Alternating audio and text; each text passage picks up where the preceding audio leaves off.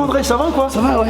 Allez, viens, on enchaîne là ou quoi? Mais qu'est-ce que tu fais? Bah ouais, je vais te mettre au sol direct. Mais t'es fou, je fais pas de MMA. Je vais te montrer que le MMA c'est plus fort que la taille. Non, je m'en fous, mais je veux pas faire du MMA. Mais arrête, t'es relou.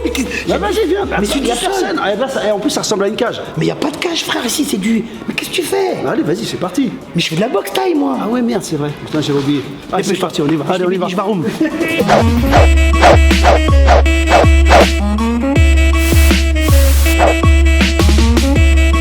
Et tu sais très bien que des fois, des mecs dégueulasses, faut les laisser dégueulasses. Si tu leur mets trop de technique, ils perdent en agressivité. Ouais. Moi, j'ai vu beaucoup ça en MMA. Ouais.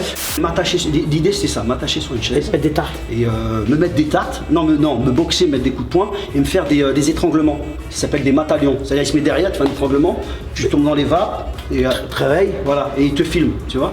Pourquoi il fait C'est ça? un mec qui m'a dit ça. Et donc, mais parce que c'est un ouf, il voulait faire ça, tu vois. Là, Et tu penses qu'il peut ramasser la ceinture du UFC? écoute, tout est possible parce qu'en fait, regarde, là il est numéro 11e, tu regardes que tous les mecs qui sont au top, ils sont vieillissants. Ouais. Tu vois, ils ont 33 ans, 34 ans. Ils sont forts quand même. Ils sont forts, Ouais. mais ils sont sur le déclin. Je dis pas qu'ils sont pas forts, je dis qu'ils ont pris beaucoup de coups. Ouais. Tu sais, le MMA, ils sont fragilisés. ils sont fragilisés, le menton est fragilisé, il y en a qui ont eu pas mal de KO. Ouais. C'est plus pareil. Peut-être aussi l'envie, elle est moins présente. Exactement, tu t'en bourgeoises. Ouais. Donc il y a un coup à faire. Ouais. Je pense qu'il y a un coup à faire. Un peu comme Gann quand il est arrivé en poids lourd. Ouais. Il a pris que des mecs en fin de carrière. Hein. Bonjour à tous et bonjour à toutes. Je suis ravi de vous retrouver aujourd'hui pour la Minute Muay Thai by André Zetoun. Aujourd'hui, on va avoir une personne extraordinaire. J'adore, que je connais depuis plus de 30 ans. J'adore, il me fait rire. C'est un grand technicien. C'est le beau gosse du Muay Thai, mais c'est devenu le boss un peu du MMA en France. On va faire une interview avec un mec qui s'appelle Daniel Voirin avec un W. Daniel! André, Daniel! alors on représente, hein. Alors on Voilà. représente puis, la team Zetoun. Oui, mais bon, Brésil ou pas? Brésil, Voilà. Brésil. Parce qu'on va parler du Brésil. On reçoit Daniel Voirin, ancien du Muay Thai. Pendant de longues années, il était dans le Muay Thai, combattant français et tout. Grand technicien, on l'appelait le beau gosse du Muay Thai. Oh, ça fait plaisir. Si, c'est vrai. Toujours un peu beau gosse quand même. Ouais, toujours. Ça va. Toujours un peu beau gosse. Et aujourd'hui, on va parler de Daniel Voirin, Muay Thai et transition avec le MMA. On va voir ça tout de suite. Donc là, je me retrouve avec Daniel Voirin avec un W, hein, Daniel. Hein. Avec un W, bien sûr. Déjà, bonjour Daniel, Ouais, ça fait franchement. plaisir. Ah, Ça fait longtemps. Ah, Ça fait longtemps. Nous, on se connaît depuis. Moi, plus de 30 piges. Plus Moi, de je dirais 30 même 35 ans. Voilà, on se connaît depuis très longtemps. Daniel Voirin, aujourd'hui, vous le voyez un petit peu partout parce qu'il fait des podcasts, des Podcasts, tu, ouais. hein, tu comprends, Ah, bah, c'est les mots anglais. Ils vont même des podcasts. Le jeu de mots, il est pas mal. Il est pas mal. Ah, Ouais. Voilà, c'est un petit peu le globe-trotter du MMA. Mais moi, je le reçois ici parce qu'on se connaît depuis très longtemps, parce que je l'ai arbitré, mais parce que c'est un très grand technicien du Muay Thai, mais parce que aussi il a réussi à faire la transition entre le Muay Thai et le MMA, mais il y a très longtemps, Daniel. Donc déjà, t'appelles Daniel Voirin. Ouais. T'es né où? Je suis né à Montreuil. Dans le 93. À 9-3, ouais. Seine-Saint-Denis. Et t'as habité où? J'ai habité la Villette, après on a habité dans le 92, et là maintenant je suis à Châtillon, quoi. Alors en fait, c'est pour ça que t'es un globe-trotter, t'as bougé un peu partout déjà. étant petit, Déjà hein. j'ai pas mal bougé, ouais, c'est vrai. C'est vrai que déjà, c'est. Mais bon, on n'a pas bougé loin non plus. Ouais. Là maintenant, c'est vrai que là ça bouge pas mal. Là. T'as fait de la boxe thaïlandaise, t'as commencé il y a très longtemps, t'avais commencé à 12-13 ans il me semble. Hein. Avec 13 ans avec Jamel Berandou. Avec la famille, Ouais, la famille Jamel Berandou. Berandou. Ouais. Il y avait Abdallah avec toi. Il y avait Abdallah, il y avait Bibi, il y avait Mahmoud. Il y avait- En fait, toute la famille Berandou, en fait, tu sais, c'était l'adolescence, préadolescence. C'était, voilà, Moustapha, comment il s'appelle Jamel, c'était mon mentor. moi, Tu j'adore. vois, c'est- Moi, j'adore. Et puis, c'est Tu sais, j'ai drôle. appris énormément avec la famille Et puis, Berandou. il est drôle. Ouais, Il il est est drôle. super. Tu sais, c'était. J'ai croisé Bibi il y a pas très longtemps moi. Ben, moi, ça fait longtemps que je les ai pas Ah vus. ouais. J'avais vu Bibi une fois à un gala, mais il y a très longtemps. Mais Donc t'as commencé, mais alors c'était où que t'as commencé la boxe thaï? Dans quelle ville? en fait, c'était à Saint-Cloud. Il y avait Ah ouais. une section à Saint-Cloud et c'était Jamel qui avait ouvert et j'ai commencé la boxe thaï là-bas à Saint-Cloud. Alors, faut bien préciser pour ceux, Jamel, la famille Berandou, Jamel Berandou. Berandou, c'est le cousin de Sam Berandou. Hein. Exactement. C'est une grande famille les Berandou. Hein. Grande famille. Alors il y a Berandou et il y a Berandur. Mais j'ai commencé, il y avait Mohamed Garci, tu connais? Ouais, bien Mohamed sûr, Garci qui a qu'est-ce commencé. qu'il est gentil, Mohamed. Voilà, Mohamed, on a commencé ensemble. j'adorais, tu vois, ouais. Voilà, donc. Donc t'as fait une petite carrière avec eux, t'as fait combien de combats avec eux? Avec. Oh là là, je me rappelle plus. Avec, en tout, dans ma carrière, j'ai fait Non. une vingtaine de combats, mais avec lui, je me rappelle plus. Ouais. Ouais, je me rappelle. Donc après de là, t'as bougé. Oui, j'ai bougé parce que la salle, en fait, il avait ouvert une salle à Sartrouville, Cité des Indes. Oui, je me rappelle. Je crois qu'elle a fermé, je crois qu'ils avaient brûlé la salle, je crois, à l'époque. Ouais, c'était Et chaud, hein. Ouais, c'était chaud. Et elle est revenue un jour, elle était cramée. C'est parce que tu sais, à l'époque, tu te rappelles, c'était dans les cités. Ouais, dans les cités. Donc, ce qui s'est passé, c'est qu'après, je suis parti chez Pachi. Chez Roger, J'ai boxé un petit peu pour Roger, tu vois. Mais à Paris, ça. À Paris, Philippe Auguste. Et quand il avait sa salle, ouais, Philippe Auguste. Académie de Roger Pachi, ouais. J'ai fait un peu chez Poudpanoï aussi, avec 6 mois. Et après, bon, j'ai terminé avec. Je suis allé chez Omar Astin. Oui, ah oui, je me rappelle, ouais. Parce que la salle à Suresnes avait fermé. Ouais. On avait eu des problèmes. Oui, ça, je me rappelle. Parce que la salle avait fermé. Est-ce qu'il t'a fait boxer Omar? Omar, je crois qu'il m'a fait boxer, ouais. Une ou deux fois, je me rappelle. Mais là où t'as vraiment explosé, c'est quand t'étais avec Moustapha Benatia. Les frères Benatia, la famille Benatia, qu'on embrasse, moi je les adore. Moustapha, très grand combattant. Champion d'Europe. Et super entraîneur, il a eu beaucoup de champions. J'adore. Moustapha, ouais, c'est les Benatia Brothers. Ah ouais, avec l'Arbi, c'est la famille. Hein. Ouais. Puis bon, Moustapha, je le connaissais à l'époque quand je boxais. Ouais. Parce que je boxais beaucoup de gars de Nanterre. Ouais. Et il faisait les coins des gars. Donc, je le voyais en tant que face à moi. Après, je l'ai eu comme entraîneur. Et c'est vrai que j'ai énormément. Là, t'as progressé, là, t'as passé un palier. Oui, j'ai passé un palier. T'as été presque jusqu'au champ. T'as été champion de France ou pas? Non. Mais j'ai boxé des champions du monde, des champions d'Europe. Ouais. Jérémy Charlet. Ouais, bien sûr. Khaled. T'as boxé Khaled et Bieb, Jérémy Charlet. J'ai combattu contre des Russes. J'avais fait France-Russie. Oui, je me rappelle de ça, France-Russie, ouais. Non, en fait, j'ai pas été un grand combattant de Muay Thai. La vie a fait que je suis plus un grand entraîneur, mais j'ai une expérience. J'ai boxé en rat, mais c'est bien chaud. Alors moi, c'est pour ça que je voulais dire, c'est que t'as pas une grande expérience en boxe thaï, mais t'as fait quand même une bonne vingtaine de combats et t'as rencontré des mecs forts. Oui, voilà. Moi, je me rappelle, je t'ai arbitré, il me semble que je t'ai arbitré 2-3 fois et t'avais perdu à chaque fois, t'avais boxé pour les championnats de France contre Mohamed Bouhila, tu te rappelles? Ouais, tu m'as porté la poisse. Je me rappelle, tu es descendu du ring, tu me dis, ça fait 2 fois que tu m'arbitres, ça fait 2 fois que je perds. Non, mais c'est vrai que je prenais beaucoup de mecs forts, durs. Parce que bon, quand je m'étais fracturé le tibia contre Khaled, je reviens 2 ans après, je prends un Jérémy Charlet qui avait combien de combats en Thaïlande? Plein de combats, on l'appelait le Thaï blanc. Voilà, 25 combats, 30 combats en Thaïlande. Super bien. Donc c'était, tu perds au point, c'est obligé. T'as pas de rythme, c'est dur. Et j'ai pas beaucoup de combats, mais j'ai pris des mecs solides. Ouais. Non, mais en plus, t'étais un très bon technicien. T'aimais bien placer des high kicks. Ouais, les high kicks, je kiffais. Je sais. L'anglaise, et hop, tu l'étais. J'avais même boxé, c'est toi qui m'avais trouvé un combat, tu te rappelles plus de ça? Ah bon? Dans le Nord, contre Leidouni. Farid Leidouni. Ouais, on a combattu en main event. Ah ouais, et c'est moi qui t'avais trouvé ça? C'est toi qui avais trouvé, je partais avec Moustapha et l'Arbi. Ah sûrement, je me rappelle plus. Bon, après on était une petite famille dans la boxe. Hein. Moustapha, moi j'adore, vraiment j'ai une admiration pour ce mec-là. Donc là, tu fais des combats.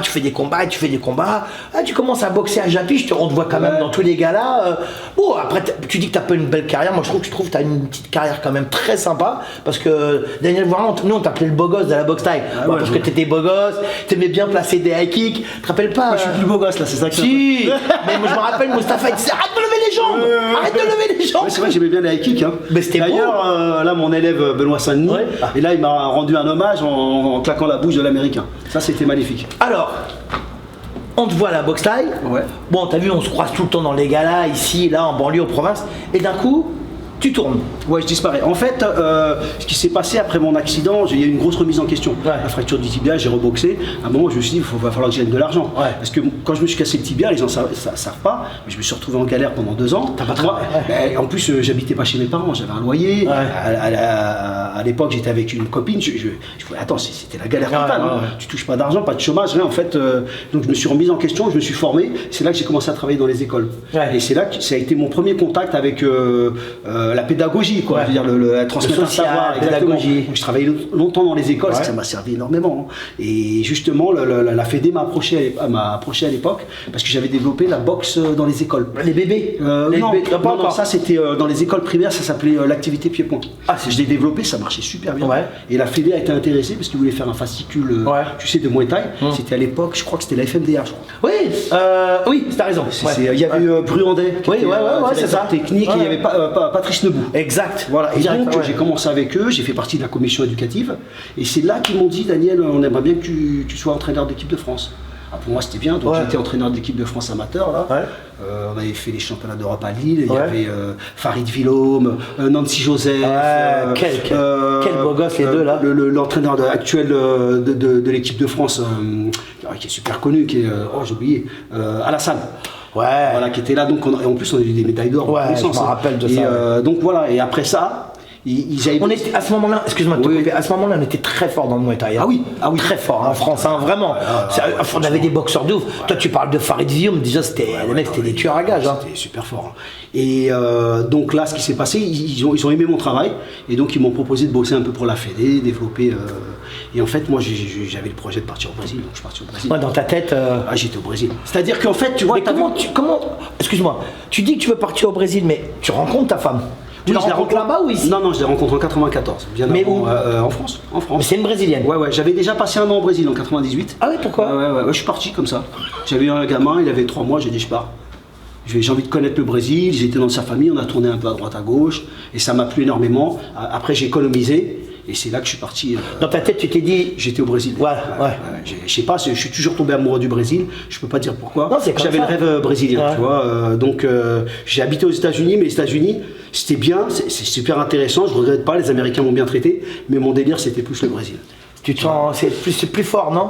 Je sais pas, je me sens plus à l'aise. Pourtant, toi, t'es quoi? T'es français, mais t'as des origines belges, hollandais, un truc comme ça? Non, même pas. Hein, parce que voir avec un W, c'est chelou. Oui, je crois que c'est vers les Ardennes. Tu sais, vers les Ardennes, c'est limite Belgique, tu vois. C'est mon grand-père, tu vois.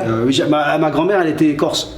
Ah ouais. Gavatini, donc. Ah oui, d'accord. Donc non, je peux pas te dire, je sais pas. Tu sais, des fois c'est un feeling. Hein. Ouais, c'est un feeling. Tu vas dans un endroit et d'un coup tu. Moi, j'ai toujours été attiré par ce pays. Rien que le nom Brésil, tu vois, parce que là-bas c'est l'aventure. Ouais. Tu vois le délire un peu. Tu pars, c'est l'aventure totale. Tu pars, tu sais pas si tu reviens, tu vois. Donc tu rencontres ta femme, ton croc, avec qui tu es toujours d'ailleurs 30 ans après. Et tu es toujours croc, et là tu te dis, mais je crois que ta femme elle voulait pas partir là-bas. Oui, moi elle m'a dit qu'elle voulait pas, c'est pas qu'elle voulait pas, mais bon, moi j'ai menacé. Elle aime bien ici. Voilà, je lui dis écoute, moi je pars, si tu veux, reste. Ah ouais, j'étais radical. Ah sérieux? Ah ouais. J'ai dit, je me casse. Et elle t'a suivi. Elle m'a suivi. Par amour. Bah ouais, de toute façon, il valait mieux qu'elle vienne avec moi, je connaissais pas trop là-bas. Ouais. Et en 98, c'était pas comme maintenant, ça va un peu. En 98, c'est un peu comme la Thaïlande à l'époque. Ouais, il y avait rien. On est parti en Thaïlande, il n'y avait rien. Si, il y avait nous. Oui, c'était l'aventure. C'était bien, j'aimais bien. Ah, c'était le kiff. Mais c'était chaud quand même. C'était chaud. Moi, la première fois que je suis parti en Thaïlande, j'avais 20 piges avec Mohamed Garci. Mohamed Garci et Kader Elbaz. Ah, j'oublierai jamais. On a été chez Pimou. Chez Pimou, tu vois, s'entraîner au Pinsing Chai. Ouais, putain. Mais c'était Quider qui nous avait donné l'adresse et tout. Il l'avait ramené en France, lui, Quider. Pimou, il l'avait ramené en France, rappelle-toi. C'est vrai. Comment ça s'appelle, à Nanterre. Ah ouais. Il l'a gardé un petit peu et tout, c'était génial. Pimou, il était excellent. Mais au début, je comprenais pas trop. Parce que tu sais, on était dans la rue, il nous faisait faire des funky contre un poteau. Tu sais, avec Mohamed, tu sais, je dis, moi je vais aller dans le camp. Il est marrant, Mohamed. C'est un tueur. Ah, Mohamed, c'est un tueur. Et toi qui te faisais faire des franquilles. Tu sais, dans le j'étais là, il est ouf lui, quoi. Vas-y, ramène-moi dans le camp. Tu sais, les gens ils passaient, tu sais, en vélo. Tu sais, tu regardes, t'es en train de faire des franquilles contre un poteau électrique. Je dis, putain, on s'est fait niquer. En plus, vous êtes des blancs. Oui, j'ai dit, on s'est fait niquer. Tu sais, on a lâché un billet, le tarlac, là. Il est où son camp? Mais en fait, avec le recul, ce qui est marrant avec le recul, parce que dans l'immédiat, tu te rends pas compte des choses. Avec le recul, ils nous montraient des techniques de malades. Des malades. Sauf que, mais oui, super technicien, des mouvements, mais en fait.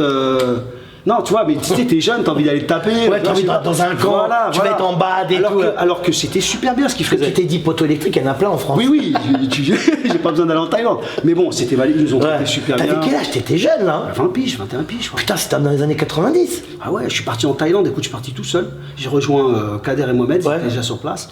J'étais complètement déconnecté. J'ai kiffé, quoi. Je suis arrivé. T'es resté combien de temps? Je crois qu'on est resté un mois et demi. Ah, c'est beau, pour l'époque. Bon, en même temps, t'as vu le voyage, tu te dis, tu restes une semaine. Hein. Ah ouais, c'est loin. Ouais. Et je tombe amoureux, c'est magnifique. Là. Ouais. Tu retournes de temps en temps? Oui, j'y suis retourné avec ma femme. J'emmenais avec ma femme. Elle a kiffé? Elle a kiffé. C'est un beau pays. Ah, j'adore. Ils sont gentils en plus. Ils sont gentils, c'est joli, la culture elle est sympa. Et on mange bien. Et puis, le Muay Thai, ils sont gentils, ouais, vraiment. La dernière fois que je suis allé, j'ai vu René Desjardins. Ouais, à Bangkok. À Bangkok, il habite Bangkok, j'étais le voir, il m'a emmené voir les combats à TV7. Ouais. J'ai halluciné. C'est le meilleur TV7. Tu sais qu'aujourd'hui, jusqu'à aujourd'hui, c'est TV7, c'est le meilleur boxeur de toute la Thaïlande. On est rentré, on a vu, mais le niveau technique, c'est impressionnant. J'y suis allé moi cet été. Ah ouais, j'étais bouche bée. Et puis l'ambiance, l'ambiance de fou. Et puis t'as commencé à boxe bien. Ah, mais aujourd'hui, en fait, c'est un des rares trucs qui est resté authentique. En plus, c'est des boxeurs qui sont payés par par Total, par des grosses boîtes, Mitsubishi, tout ça. Donc les mecs, ils ont pas le stress des paris. Oui, je vois ce que tu veux dire. Donc Ils se lâchent. Mais t'as vu les combats de c'est ouf? magnifique. C'est du sale, hein. Moi j'ai kiffé, une ambiance de malade. Et puis René, c'est un tueur, hein, René. Ah René, non, c'est pas un grand champion. Il t'a emmené à Bangkok avec sa voiture et tout? Non, je me rappelle plus, mais je l'ai vu plusieurs fois, ça m'a fait plaisir. Il a adoré. Et tu sais où je l'ai ramené, moi, André? Ouais. René, je l'ai ramené, j'avais un combattant qui combattait à Singapour, à l'UFC Singapour. Il faisait le main event, et comme la Thaïlande, c'est à côté de Singapour. Oui. Et il m'envoie, je me rappelle, il m'envoie un message, il me dit Daniel, tu crois que tu peux m'avoir une place? Je dis bah ouais, parce que tu sais à Singapour il y avait personne. Ouais. Je dis ouais, il nous donne des places. Bah viens, je te file une place, tu vois. Et il est venu voir le combat. Il adore. Ah ouais, il a kiffé le combat de MMA et tout. Ah non, c'était sympa. Non, René, super. Donc là, t'es en mode tac tac tac, box tight. Bah la box tight, t'as vu à notre époque, c'était c'était la box tight, c'était obligé. Mais puis déjà même le niveau en France. C'était magnifique. Tu te rappelles Japi? Mais regarde, toi t'as fait les championnats t'as fait les éliminatoires de championnat de France. Tu te rappelles le niveau? T'avais boxé Mohamed Bouila. Non mais dans ma caté c'était dur. Mais il y a trop de monde. Toi tu boxais en 57, ouais. C'était dur. Il y avait des pointures. Ah ouais, il y avait du très lourd. Pointures. Chaque mec que tu prenais, ils étaient durs. Et donc quand tu étais champion de France, t'as vu à cette époque-là? Oui, c'était vraiment le vrai niveau. Le vrai niveau. Ah j'adore. Donc là t'es en mode boxe taille et tout, bon. Et là tu te dis dans ta tête, bon là faut que je bouge au Brésil. Donc tu mets un coup de pression à ta femme. Ouais. Et vous partez au Brésil. Donc tu sais, dans la vie, tu as une théorie. Ouais. Tu sais très bien, tu vois des choses, je veux faire ci, je veux faire ça. La pratique, elle te met des gifles. Ouais. Parce qu'il y a un gros fossé. Ouais. Voilà, donc je suis arrivé là-bas. À un moment, je me suis dit, tiens, bon, je vais habiter là-bas, mais bon, il faut que je travaille, je vais développer un peu la boxe taille. Ouais. Ça n'a pas marché parce qu'en fait, ce qui s'est passé, c'est qu'ils n'ont pas un niveau technique qu'on a. Ouais. Nous, on a un niveau technique trop élevé. Ouais. Et eux, en fait, c'était on va dire, les balbutiements du. C'est les cogneurs un peu. Ouais, c'était plus technique de karaté mélangée à la boxe. Un peu, tu sais, à l'ancienne. Ouais. Un peu en France, au début, avant que les gens voyagent en Thaïlande. Ouais. Et si tu veux, moi je montrais des techniques pures de Muay Thai, ce qui fait que j'ai eu des problèmes en fait. Les mecs qui me jetaient de la salle. Ah ouais. Ah bah oui. Ils jetaient. Ah ouais, parce que j'étais un danger. Ah ouais. Et moi je représentais le vrai Muay Thai. Ouais. Sauf qu'avec le temps et avec la persévérance, j'ai réussi à m'imposer. Ça a mis du temps. Mais comment t'as fait pour vivre là-bas alors Au début, j'avais un peu de thunes de côté et voilà quoi. J'ai donné des cours dans des gyms parce qu'au début j'étais pas à Rio, tu vois, j'étais à 2 heures de Rio. J'ai galéré. Ah ouais. Non, c'était dur. Genre t'étais en banlieue quoi. Oui, c'était un peu éloigné vers la région des plages, endroit sympa, sauf que c'est dans la ville que ça se développe. Ouais. Et si tu veux, pour ouvrir des portes, quand t'es français, t'es pas dans ton pays, tu prends les places des autres, donc c'est dur. Donc c'est seulement dans tes qualités, j'ai réussi à faire parler de moi par rapport à mes résultats. Bien tu sûr. vois, c'est à la dure, tu formes un mec, après tu vas dans une équipe, tu vois que l'équipe elle défonce tout le monde, tu commences à te faire remarquer en tant que coach. C'est petit à petit quoi. Alors attends, juste pour que ce soit clair. Toi, tu pars dans le délire boxe taille. Oui, complètement. Dans ta tête, tu te dis pas, je vais faire du MMA. Non, pas du tout. Ou du Vale-Tudo. Voilà, c'était Vale-Tudo à l'époque. Parce qu'il n'y avait pas encore le terme MMA. Ça, c'est bien de le dire. Moi, je me rappelle, c'était Vale-Tudo au Brésil, parce que moi, j'y suis allé aussi. Donc, Vale-Tudo, ils sont super forts et tout. Il y avait le jiu-jitsu brésilien aussi. Oui, le jiu-jitsu brésilien, lutte à livrer. Il faut savoir que le Vale-Tudo, ils ont une façon. Si tu les regardes, tu dis bon, c'est pas. Des fois, ils font des trucs bizarres, tu vois. Sauf que ça fonctionne. Ouais, bien sûr. Tu vois. En combat, ça marche. Ah, ça marche. Bah oui, parce qu'ils ont l'habitude. Combat de rue, quoi, à l'époque. Mais toi, dans ta tête, tu dis, je vais faire de la boxe taille au Brésil. Donc, tu te dis pas, je vais faire du Vale-Tudo MMA. Non, mais à un moment, ça commence à switcher dans ma tête. Je me dis, ils ont un niveau dégueulasse en pied-point. Il y a peut-être moyen de faire quelque chose dans ce milieu-là. Ça, c'est intéressant. Et faire de l'argent. D'accord. Faire de l'argent, entre guillemets. Faut que tu dises à tout le monde que t'as plein d'appartements là-bas, t'as des maisons, t'as des voitures, je roulais en Rolls, t'as même plein de gosses, t'as plein de trucs, t'as tout là, t'as rien. Non mais t'as une petite maison là-bas. Oui, non, c'est voilà, je veux dire, attends, c'est dur. Même encore aujourd'hui, bien sûr que c'est dur. On en a parlé tout à l'heure. En France, voilà, faut charbonner. Et si tu veux, donc je me suis dit, il y a peut-être moyen de faire quelque chose. Et donc j'ai commencé à entraîner un mec qui venait du sol. Et je l'ai emmené en MMA et tout, qui s'appelait Paolo Rambidjo. Il était connu? Non, il commençait, c'était son premier combat. On a été dans le sud du Brésil. Putain, premier combat, 24 heures de route, tu sais, un voyage de ouf. Je le prépare, nickel et tout. Tu sais, la française, pédagogie et tout. Putain, il rentre dans la cage, mon pote. Quand au moment où il plonge dans les jambes, il se prend un shoot en pleine tête. KO, ça a duré 15 secondes. Tu vois, la réalité, tu vois. Il t'a niqué ta carrière. Déjà, la carrière n'a pas pas commencé. Déjà, le mec était bien KO. Sale. Parce que, en fait, il a été contre la jambe. Ah ouais. Tu vois, le mec, il plonge dans tes jambes et en même temps, le mec m'envoie. Mais le mec a pas fait exprès. il a déclenché son Oui, kick, et lui, il s'est empalé dans le voilà, kick. c'est ça. Et il s'est pris de tibia en pleine tête. Et alors, c'était grave ou pas? Oxygène et tout, c'est chaud. Ah ouais. Les yeux, tu sais, quand les yeux. Ouais, sont, ils partent en arrière. Ils partent en arrière. Ah, toi, tu t'as fait 24 heures de route pour reprendre un kick en pleine bouche. Ça a duré 15 30 secondes, quoi. Et dans ta tête, tu t'es dit quoi? Tu t'es dit, ah ouais, ça va être dur. Hein. Ça va être dur. Ah ouais. Tu vois, la théorie, la pratique. Ah ouais. Et là, tu t'es dit, ouais, il faut que je me tape encore plus. Non, il faut que j'écoute. Comme je me rappelle, j'avais écouté un Brésilien, il me disait surtout, quand tu rentres au sol comme ça, il faut préparer. Tu vois, il faut rentrer de très près, donc faut préparer avec un enchaînement d'anglaise ou tu vois. Ouais, c'est des trucs que tu apprends sur le tas, tu vois. Des feintes. Voilà, moi je viens du Muay Thai. Oui, toi t'es Muay Thaïeur. Hein, maintenant j'ai adapté, mais là c'était vraiment la pédagogie du Muay. Et est-ce que c'est intéressant là, parce que je vais te poser une question. Est-ce que quand tu t'es dit, il faut que j'adapte le Muay Thai à cette nouvelle forme de combat qu'est le MMA? Pas tout de suite. Pas tout de suite, hein? Pas tout de suite. D'accord. J'ai mis du temps. Pas tout de suite. Parce que au début, tu t'es dit, il faut que je reste dans mon délire Muay il faut Thai. que je reste dans mon délire Muay Thai. C'est-à-dire, mouvement. Tu vois ce que je veux dire? C'est-à-dire qu'au début, c'est comme ça. Tu regardes les mecs déjà s'entraîner, tu regardes les gars, tu sais, ils sont un peu dégueulasses, tu vois. Tu te dis, putain, tu as envie de corriger à chaque fois. Et tu sais très bien que des fois, des mecs dégueulasses, faut les laisser dégueulasses. Si tu leur mets trop de technique, ils perdent en agressivité. Moi, j'ai vu beaucoup ça en MMA. Et donc, en fait, au début, j'ai essayé de cadrer. Je cadrais quand même, les mecs aimaient bien et tout. Parce que je corrige. Je suis comme toi, je prends les gars, moi je les corrige. C'est pas juste taper au pas haut, je fais des corrections. Ça, ils aimaient bien. Sauf qu'avec le temps, j'ai vu comment ils s'entraînaient, ils faisaient un peu des trucs de ouf, tu vois. Et je me disais, mais c'est des oufs, quoi. Ils font des trucs, ça n'a pas de sens, tu vois. Mais ça marche. Donc après, il y a une remise en question. Bien sûr. Je dis, attends. Tu t'es remis en question. Ah bah ouais, c'est bien. Je dis, arrête de faire le beau, avec tes techniques là de Muay Thai joli. Là, c'est pas du Muay Thai déjà. Donc eux, ils mettent des KO régulièrement. Donc qui a raison? C'est pas. Je veux dire, il y a un moment, il faut se remettre en question par rapport à. Parce que tu sais, nous, on arrive avec la pédagogie à la française, tu sais. Mais non, le MMA, ça marche pas comme ça. Il faut être assez. Et ça, c'est avec le temps que tu fais une ouverture d'esprit. Surtout que nous, on est puristes. Tu vois? Ramouet, trucs comme ça, tu vois.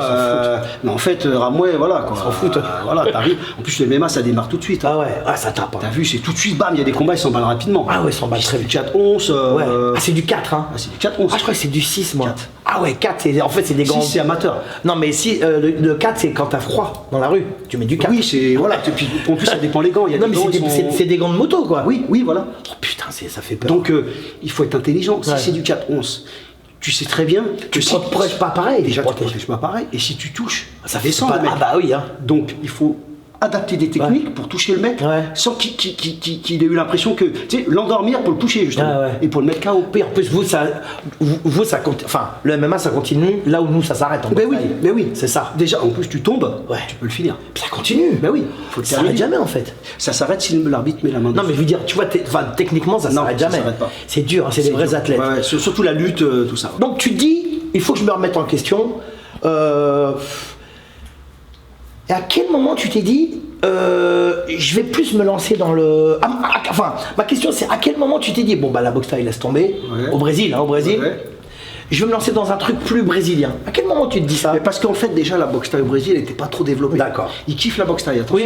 C'est-à-dire que tu vois là-bas dans les gyms, parce que ça passe dans les feuilletons brésiliens la boxe thaï, surtout les féminines. Ils ont féminines en boxe thaï, même en MMA. Ils ont quand même quelques boxeurs pourtant. Hein. Non, maintenant oui, parce qu'il y en a qui voyagent en Thaïlande. Avant ils n'avaient pas les moyens. Oui, c'est vrai. Ceux qui ont les moyens, maintenant ils ramènent le Muay Thai. Ils sont bons. Il y en a même qui habitent en Thaïlande comme nous. J'ai vu des Brésiliens. À un moment je me suis dit, déjà au niveau de la médiatisation, le MMA c'est hyper médiatisé et au Brésil c'était hyper médiatisé. Donc moi la stratégie, je te raconte pas les galères, les menaces que j'ai eues, tout ça. Les menaces. Non, raconte. Des histoires de malades. Ah mais si, c'est bon les menaces. Tu sais, regarde, quand je suis allé à Curitiba, le mec il s'est blessé. Tu sais, le mec qui s'est pris le KO. Tu vois parce qu'en fait c'est des rencontres la vie. Tu sais, je suis arrivé là-bas et j'ai rencontré une personne là-bas. Une personne qui avait une grosse gym à côté de Rio, tu vois. Et même, je me suis même embrouillé avec un mec de la shootbox. Tu connais la shootbox? Shoto. Ouais. C'est un truc japonais. Non, la shootbox c'était une équipe. Oui, mais ça, il y a shootbox, le sport. Ah oui, pardon. Mais il y avait une équipe, de Vanderlei Silva. Ah, Vanderlei Silva, je connais. Bagarre. C'est ouf. La shootbox, c'était dans le sud du Brésil, là où je suis allé. Et je rencontre un mec de là-bas. Et je me rappelle à l'époque, il me dit, qu'est-ce que tu penses de la boxe thaï du Brésil? Sauf que je savais pas qu'il était de la shootbox et que c'était un prof de boxe thaï. Moi, je lui dis, c'est de la merde ta boxe thaï, l'ami. T'as ouf aussi. Et le mec, c'est quoi, il me regarde comme ça, tu vois. Il dit, on va te démonter. Si tu veux, viens, on se donne rendez-vous demain au gymnase, tu vois. Mais moi, naïf, je croyais que c'était pour faire de la technique. Pour lui montrer, genre. Ouais, si tu veux, demain, viens, on se donne rendez-vous, tu vois. T'étais content, tu t'es dit que oui, tu trouvais j'étais du content. travail. Je pense que ça l'a déstabilisé parce Ouais. qu'il ne s'attendait pas à ça. Sauf qu'après, il y a des mecs qui sont venus me voir de mon équipe. On dit, ouais, Daniel, t'as été un peu dur, le mec il l'a mal pris et tout. Je me suis senti mal, tu vois. Ouais. Donc j'ai été le voir, je dis, m'excuser. Je dis, excuse-moi, mais bon, j'ai pas dit que c'était de la merde, tu vois, mais Ouais. c'était de la merde, tu vois. Ouais. Mais Il l'a bien pris quand tu t'es oui, ça a été, tu vois, il faut T'as reconnaître. eu rap un peu ou pas? Non, je sais pas, j'étais dans le. Je sais pas. Ouais. tu sais, mais je me serais fait démonter la gueule. pense. Violent, En plus, je pense qu'il t'aura envoyé il m'aurait défoncé. des missiles là-bas. Et Ouais. donc, je connais un mec là-bas, tu vois. Lui, par contre, ça c'était pas terrible. Lui, il me dit, Daniel, viens travailler dans ma gym, qui arrive. Alors, je commence à aller dans sa gym. Je dormais chez lui. Je faisais des allers-retours parce que j'habitais loin, tu vois. Putain. Je vais là-bas, je donne des cours. Et il me présente un super champion qui s'appelait Ricardo Arona. Celui qui connaît le MMA, c'est un Ouais. champion du Pride. Ouais. Et j'ai commencé à entraîner là-bas. Le tu vois. Pride, putain, ouais. Sauf que comme le mec kiffait, tu vois, je lui ai montré des bonnes techniques, il a fait des combats, il a démonté des mecs. L'autre commençait à avoir une petite jalousie. Il a voulu tourner avec toi et l'autre il a mal Non, pris. il m'a commencé à me menacer. Il voulait plus Genre, que genre, ouais, ben, genre, tu vois, il voulait me niquer, quoi. En fait, il voulait m'attacher sur une chaise. Et d'ailleurs, il a tapé un mec connu. Hein. Ouais. Il a tapé un mec connu dans le MMA. Ouais. Il est venu à 4-5, ils l'ont tabassé.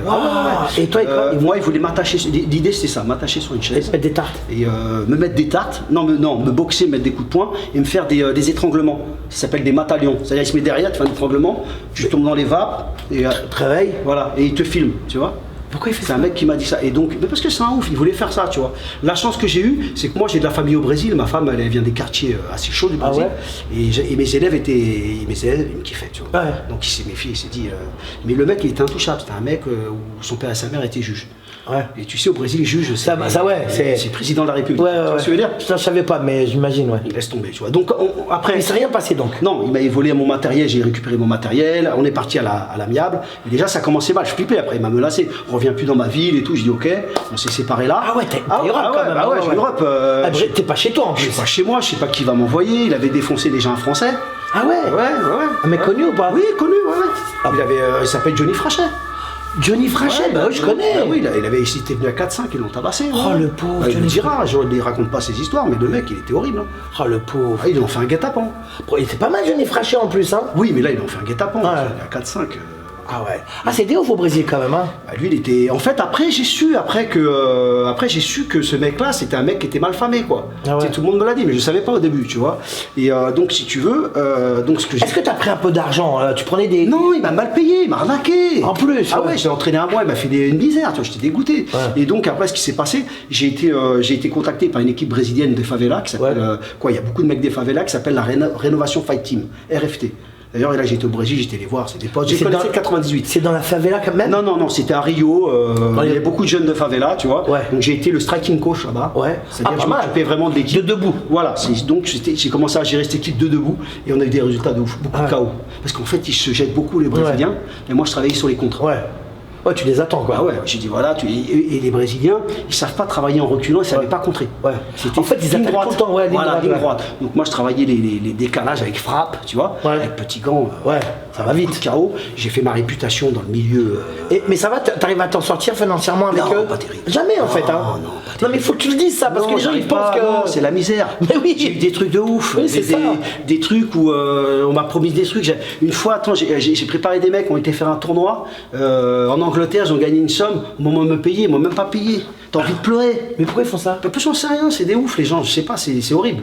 En fait, si tu veux, c'est déception sur déception. Parce que toi, t'es un mec, je te connais, Daniel Spade. Toi, t'es un mec gentil, comme moi. On est des gentils. On est des gens passionnés, on se fait avoir à passionnés, chaque voilà. fois, ouais. Et ils pensent parce que t'es gentil, t'es fragile Mais aussi, ouais, tu vois. Mais ce qui s'est passé, c'est que j'ai quitté l'équipe, ils Ah m'ont ouais. mal pris. Ah ouais. Parce que j'ai été contacté par une grosse team qui s'appelait la Black House. Ah oui, d'accord, là, ouais. Ah ouais, parce que mais je te parle ça dans le temps. Oui, ça oui, a mis bien du sûr. temps. Oui, oui. Mais si tu veux, ils m'ont contacté. C'est là. Après, j'ai été en contact avec Machida. Ah oui, je t'ai vu avec Anderson Machida. Silva. Tu te rappelles, je t'avais vu avec Voilà, Machida. Victor Belfort, tous les gros. Ah, styles. Belfort. Ah oui, c'est balèze ça, hein. Ouais. Belfort, je l'ai coaché en Angleterre et tout. Mais là, ça va, tu t'en sortais mieux déjà? J'avais un salaire. Ah, c'est bien quand même. Et il me donnait des petites primes. voilà, quand il combattait, il me donnait des primes. Et puis même au niveau de la médiatisation, C'était bien. c'était super. à Là, fait. j'ai commencé à voyager aux États-Unis avec eux. Ah ouais, là, ça a décollé. Parce que moi je me rappelle, je te voyais il y a très longtemps, je te parlais il y a longtemps, je te voyais Des fois, quand tu étais sur Facebook au début, en 2008-2010, je te voyais avec des cums, ils étaient comme ça. Ah, c'était énorme. Des mecs, c'était comme ça, t'étais tout petit à côté. C'était dur, elle est pas haut, j'avoue, bon, j'étais en meilleure forme, mais c'était dur. Et bon, on en a parlé tout à l'heure, t'as eu Anderson. J'ai eu Anderson, Putain, si c'est j'ai pas rien. gagné des ceintures. C'est pas parce rien. qu'en fait, il y a eu une polémique en France par rapport à ça, parce que tu as vu, ils aiment bien utiliser le terme head coach. Ouais. T'as vu ça? Mais ça Où ça? pas Ici en France. Ah, je savais pas. Tu sais, dans le MMA, le head coach. Head coach, c'est ça vient- le boss. Voilà, tu sais, ça vient des États-Unis, tu sais, football américain. Oui, mais il y a un head coach, même en rugby. Oui, voilà, football, head coach. Ouais. Voilà. Donc, nous, il n'y a pas ça chez nous, tu vois. T'as un entraîneur. Oui, mais parce que tu as vu au MMA, tu as plusieurs entraîneurs. Parce que t'en as qui s'occupent du cardio, La la lutte, ouais. les principaux, on va dire le sol, la lutte, tu Ouais. vois. Bah, dans le coin, souvent, c'est des mecs de plus Les de cutman sol. aussi. Oui, mais cutman, c'est différent. Donc le head coach, c'est le coach principal. D'accord. Sauf qu'à mon époque, ça n'existait pas. Ouais, d'accord. Même le terme n'existait pas au Brésil. Et moi, je m'occupais d'Anderson du striking. Ouais. Toute la partie pied-point. Donc il y a une polémique, Daniel, c'était pas le head coach. Mais les amis, head coach, c'est de la merde à côté d'être le striking coach Ouais, d'Anderson. ouais, bien sûr. C'est plus valorisant d'être un striking coach. Anderson, il est super Mais fort. ouais, c'était Anderson. T'as eu Belfort. Anderson, j'ai entraîné. Le plus longtemps, c'est Anderson et Machida. Machida, moi je t'ai vu avec. C'est un karatéka à la base, lui, je crois, non? C'est un karatéka. Et il était pas mal, hein, en plus, lui. Hein. ouais. Beau gosse et tout, en plus. Hein. Famille de karatéka. J'allais l'entraîner dans le nord du Brésil, Ah près ouais. de l'Amazonie. Nord-Est? Non, c'était le Belém. Ah, le Belém, ah ouais. Ouais, j'allais là-bas, je restais là-bas pour l'entraîner. Ah ouais, t'as kiffé. Ah ouais. Mais explique quand même que même tout ça, c'est pas non plus. Non, et on recevait des. Il faut savoir déjà, on est payé au combat. Ouais. Donc t'es d'accord avec moi, et les mecs combattent pas tout le temps. Et ouais. Donc tu prends du prix, et les mecs des fois ils te lâchent. Bah oui, tu restes pas. Tu vois, par exemple, Lyoto, je l'ai entraîné, il m'a lâché un combat avant la ceinture. Ah merde. Bon, c'est comme ça. C'est comme ça, tu vois. Alors, bon, tu fais ton nom, t'entraînes des mecs connus, et là, honnêtement, hein, moi, je te le dis honnêtement, on est face à face, je te le dis. Moi, je me dis, putain, Daniel, c'est le seul mec de la boxe thaï qui a compris l'avenir, pour moi, dans ma tête. Je me dis, Daniel Voirin, c'est le seul mec qui a compris l'avenir des sports de combat. Aujourd'hui, ça t'a donné raison, puisque t'as galéré hein, quand même. Mais ça t'a donné raison. T'es le premier mec de Muay Thai pur qui est parti tourner à gauche, va aller tout dos, luta libre et tout, puis finalement tu te trouves en MMA.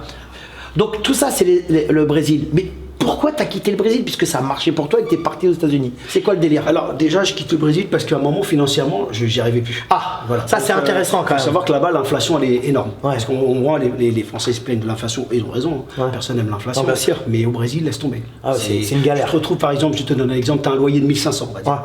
Demain, il est à 2500. Ah ouais. Tu vois, donc tu vois, sur ton budget, rigole c'est pas, pas pareil. ouais, Donc, déjà, à un moment, j'étais juste. À un moment, je suis sorti de Anderson, j'ai été entraîner d'autres gars. Et si tu veux, mes finances, elles ont descendu. Tu sais, la vie, c'est des hauts, des bas. Donc à un moment, je me suis retrouvé un peu en galère et j'avais fait un peu le tour au Brésil. Tu sais, j'ai entraîné énormément de monde. Hein, Oui, j'ai vu. Et donc, j'ai contacté Cyril Diabaté. Ouais. C'est pour ça que je suis reconnaissant à vie avec Cyril. Parce que Cyril, mon mulâtre préféré. C'est mon mulâtre préféré. The Snake. Ouais, The Snake. Et, si Avec tu veux, sa voix là, il parle comme ça. et ben Cyril, j'ai contacté plein de gars. C'est le seul gars déjà qui m'a répondu. Ah, c'est beau. Il est gentil, Cyril. Voilà, exactement. Il m'a tendu la main. Il est drôle. Oui, il est marrant. Il m'a tendu la main. C'est-à-dire que c'est lui qui m'a mis en contact avec la Team Quest. La Team Quest, c'est une équipe américaine de Dan Anderson. Grosse équipe en Californie. Dan Anderson, ouais. Voilà, une grosse équipe. Ouais. Donc, je me rappelle, ça a été tellement rapide, j'ai été surpris. Ah Tu sais, ouais. Ah ouais. C'est-à-dire, il me dit, Daniel, ouais, ok, ils sont ok, c'est quoi ton prix? Je dis putain, ouais, ça va trop vite. Déjà, je connais pas le coût de vie, moi, aux États-Unis, donc je sais pas. Donc j'ai mis du temps à. Ouais. Ben, la Team Quest m'a contacté direct. On te propose Et c'était où exactement aux États-Unis? Californie, Temecula, dans le désert. Ouais. Ah oui, c'est vrai, t'as habité dans le désert, toi. 4 ans, ouais. T'es un ouf, Daniel. Bah ouais, mais il faut bouffer. Donc Le je me mec, suis il dit- habite à Montreuil, il habite là, il se retrouve dans le désert de Californie. Et donc, dans ma tête, je me dis putain, aïe, c'est bon, je vais faire de la maille, tu sais, tu vois. América, tu Et vois. tu t'écris la maille, la moutarde, la maille. Ah ouais, j'ai oublié. C'était ça. C'est bien la moutarde. Ouais. Et donc je pars là-bas, tu vois. Donc au début, j'entraîne comme ça. Ouais. Tu sais, parce que j'ai pas de contrat de travail, je reste 2-3 mois, ils kiffent. Tu vois. Ouais. Je vais là-bas et je parlais même pas anglais, ils ont kiffé. J'avais même voyagé en Australie avec des combattants. Ouais, des mecs magnifique. ils voient le pied-point, ils me disent putain, magnifique. Et il me dit, Daniel, on est intéressé, on va te faire un contrat de travail, tu vois. Wow. J'ai dit, nickel, il me faut un contrat de travail. Donc je rentre en France, t'es obligé de rentrer en France. Ouais. Je fais des papiers américains, je repars, tu vois. Ouais. Et là, je rentre dans le dur, je ramène toute ma famille. Sauf que là, quand t'es tout seul, c'est une chose. Quand t'as 4 personnes, c'est plus pareil. Ouais, parce que t'as tes 2 enfants. 2 enfants. T'es un ma papa de femme, 2 enfants. Voilà, j'ai ma femme ne travaillait pas. Il faut savoir qu'en Californie, C'est cher. C'est cher et puis Ouais. il n'y a pas de transport en commun. Non. faut que tu aies une voiture. Ah, t'as pas de voiture, t'es mort. En fait, les gars. Il n'y a pas de métro, il n'y a rien. Donc, et encore tes méculas ça allait, mais à un moment, parce que je suis arrivé en 2010, il y a eu la crise de 2008, en 2010 ça allait. Ouais. Et après pareil au Brésil, les prix commencent à monter. Ouais. Donc toi t'as vu, t'as le même argent, ouais. sauf que le reste ça augmente. Ouais. Tu peux pas, tu vas te noyer. Alors je me suis retrouvé dans un système où j'arrivais en fin de mois, j'avais jamais de thunes en fait. Oui, mais tu m'as dit, tu avais ta voiture, ta maison, tu avais tout, mais bon, tu n'avais pas d'oseille. Ouais, j'avais pas d'oseille. Le rêve américain, la grande maison. Ouais. Et donc ce qui s'est passé, je suis sorti de la Team Quest, on s'est embrouillé, j'ai eu une histoire avec un Brésilien. Encore les Brésiliens m'a fait la misère, un mec là, un jaloux, je me suis embrouillé avec Dan, il m'a filé mon chèque de la semaine. Ouais. C'est-à-dire que, regarde comme c'est dur les États-Unis. Ah, les États-Unis, ils peuvent te virer du jour au 4 ans, lendemain. 4 ans avec lui, on a eu des résultats de malade. On a tapé Shogun 2 fois. Ah, c'est beau. On a tapé Fedor. Ah ouais, Fedor. On a tapé Fedor. Qui c'est qui l'a battu? Je sais pas. C'est Dan Anderson, il l'a mis KO. Oui, j'étais avec lui aux États-Unis. C'est fort hein, quand même. Il devait combattre contre John John pour la ceinture de l'UFC. Bon, il s'est blessé. Mais il y avait Cyril qui était là. Et si tu veux, au bout de 4 ans de bons et loyaux services, suite à une embrouille, on va dire un malentendu, un quiproquo, il m'a même pas écouté, Dan. D'ailleurs, je pense qu'après, avec le temps, je lui ai dit, tu vas te rendre compte que le mec, il te l'a fait à l'envers. Ouais. Mais c'est seulement avec le temps que tu vois. Et ben, il m'a filé mon chèque de la semaine. Et même pas lui, un mec. Et t'as dit, voilà, prends ton chèque. Et tu t'as dit, t'as pas d'indemnité. Non, il n'y a rien. Tu sors, je repars à la Black House Los Angeles. Ouais. J'ai un contrat avec la Black House Los Angeles. Ah, t'arrives à je retravaille avec Machida et avec Anderson, tu vois. Et même maintenant avec d'ailleurs qui m'a fait un hommage, le champion Pantoja, mais il était là-bas, c'est là que j'ai commencé à l'entraîner, pas mal de mecs de l'UFC. Et si tu veux... Donc t'as déménagé? Ah oui, c'était la galère totale. T'habitais où? J'habitais à 2h30, j'habitais à Redondo Beach à côté de Los Angeles. Sauf que le problème, mon salaire a diminué et là-bas les coûts étaient encore plus hauts. Ah putain, parce que tu te rapproches en plus Redondo Beach, il n'y a pas la mer et tout là-bas. Ouais, donc là les prix ont explosé. Mais comment t'as fait pour vivre là-bas? C'était chaud, j'ai galéré. Tu galérais de ouf. Tu faisais des cours particuliers à gauche? J'ai essayé de gratter dans tous les sens. Ah ouais, c'est dur. J'ai même fait un business de crêpes. Ah ouais, c'est bien. Je te jure. Bah ouais, des crêpes françaises, genre. Crêpes françaises. Ça a marché, non? Ça a marché, mais c'était chaud quand même. C'est dur. Je faisais du 7-7 à un moment. Ah ouais. J'ai dit, je vais crever en fait. Et tu vendais ça où? Dans les marchés. J'ai fait ça, comment ça s'appelle, vers Malibu. Ouais. J'ai fait ça aussi je faisais ça le week-end. Je faisais le coach la semaine et le week-end. Et ça marchait bien Ça marchait pas mal. Crêpes, c'est pas mal quand même, hein? Non, c'était pas mal, mais le problème c'est que quand tu cumules les boulots, t'as plus de force, t'as plus de vie. J'ai plus de vie, j'étais mort et.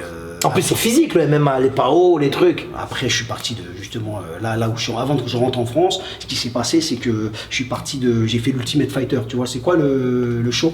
L'Ultimate Fighter, c'est un espèce de, c'est comme le Big Brother, tu sais, c'est dans un endroit confiné, il y a des fighters, comment on appelle ça? Secret Story. Ouais. Secret Story, mais MMA. Ça s'appelle l'Ultimate Fighter. Ah ouais, j'ai entendu parler ça en tant que coach. On a été que 2 coachs à faire ça en France. Ah ouais. Cyril Diabaté, moi. Ouais.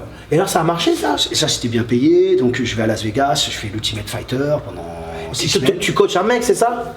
Une équipe. Ouais. Mais j'étais avec la championne de l'UFC, Johanna. Tu sais, Ah non, je connais pas. Tu la connais, elle vient du Muay Thai. Et elle est devenue championne de l'UFC. Elle était face à une brésilienne, c'est ces 2 équipes qui se rencontrent. Et à la fin, ceux qui gagnent un contrat à l'UFC. C'est un gros truc, hein. T'es filmé toute la journée. Genre, c'est comment on appelle ça, Anto? Télé-réalité. Télé-réalité, télé-réalité. Il y a eu ça en boxe thaï aussi. Oui. Mais comment ça s'appelait là en boxe thaï?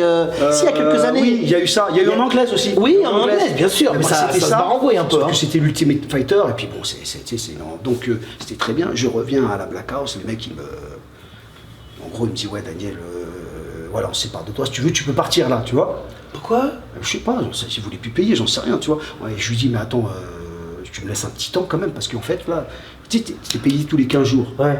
Si t'as pas de salaire, tu fais quoi, tu vois. Je lui dis laisse-moi un peu de temps, laisse-moi un mois quoi. Ouais.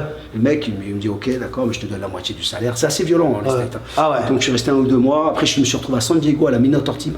Je suis resté 6 mois. Minotaur, c'est connu ça. Ouais. Non, ouais, il y avait qui comme compétiteur? Non, mais là c'était la gym, elle s'appelait Minotaur Team, mais il était juste à lui. Ouais. Les mecs qui m'ont payé pendant 6 mois, je donnais des cours. Ça va, c'était bien? Non, c'était loin de chez moi, je dormais dans la gym. Putain, 48 piges. 48 sur un matelas.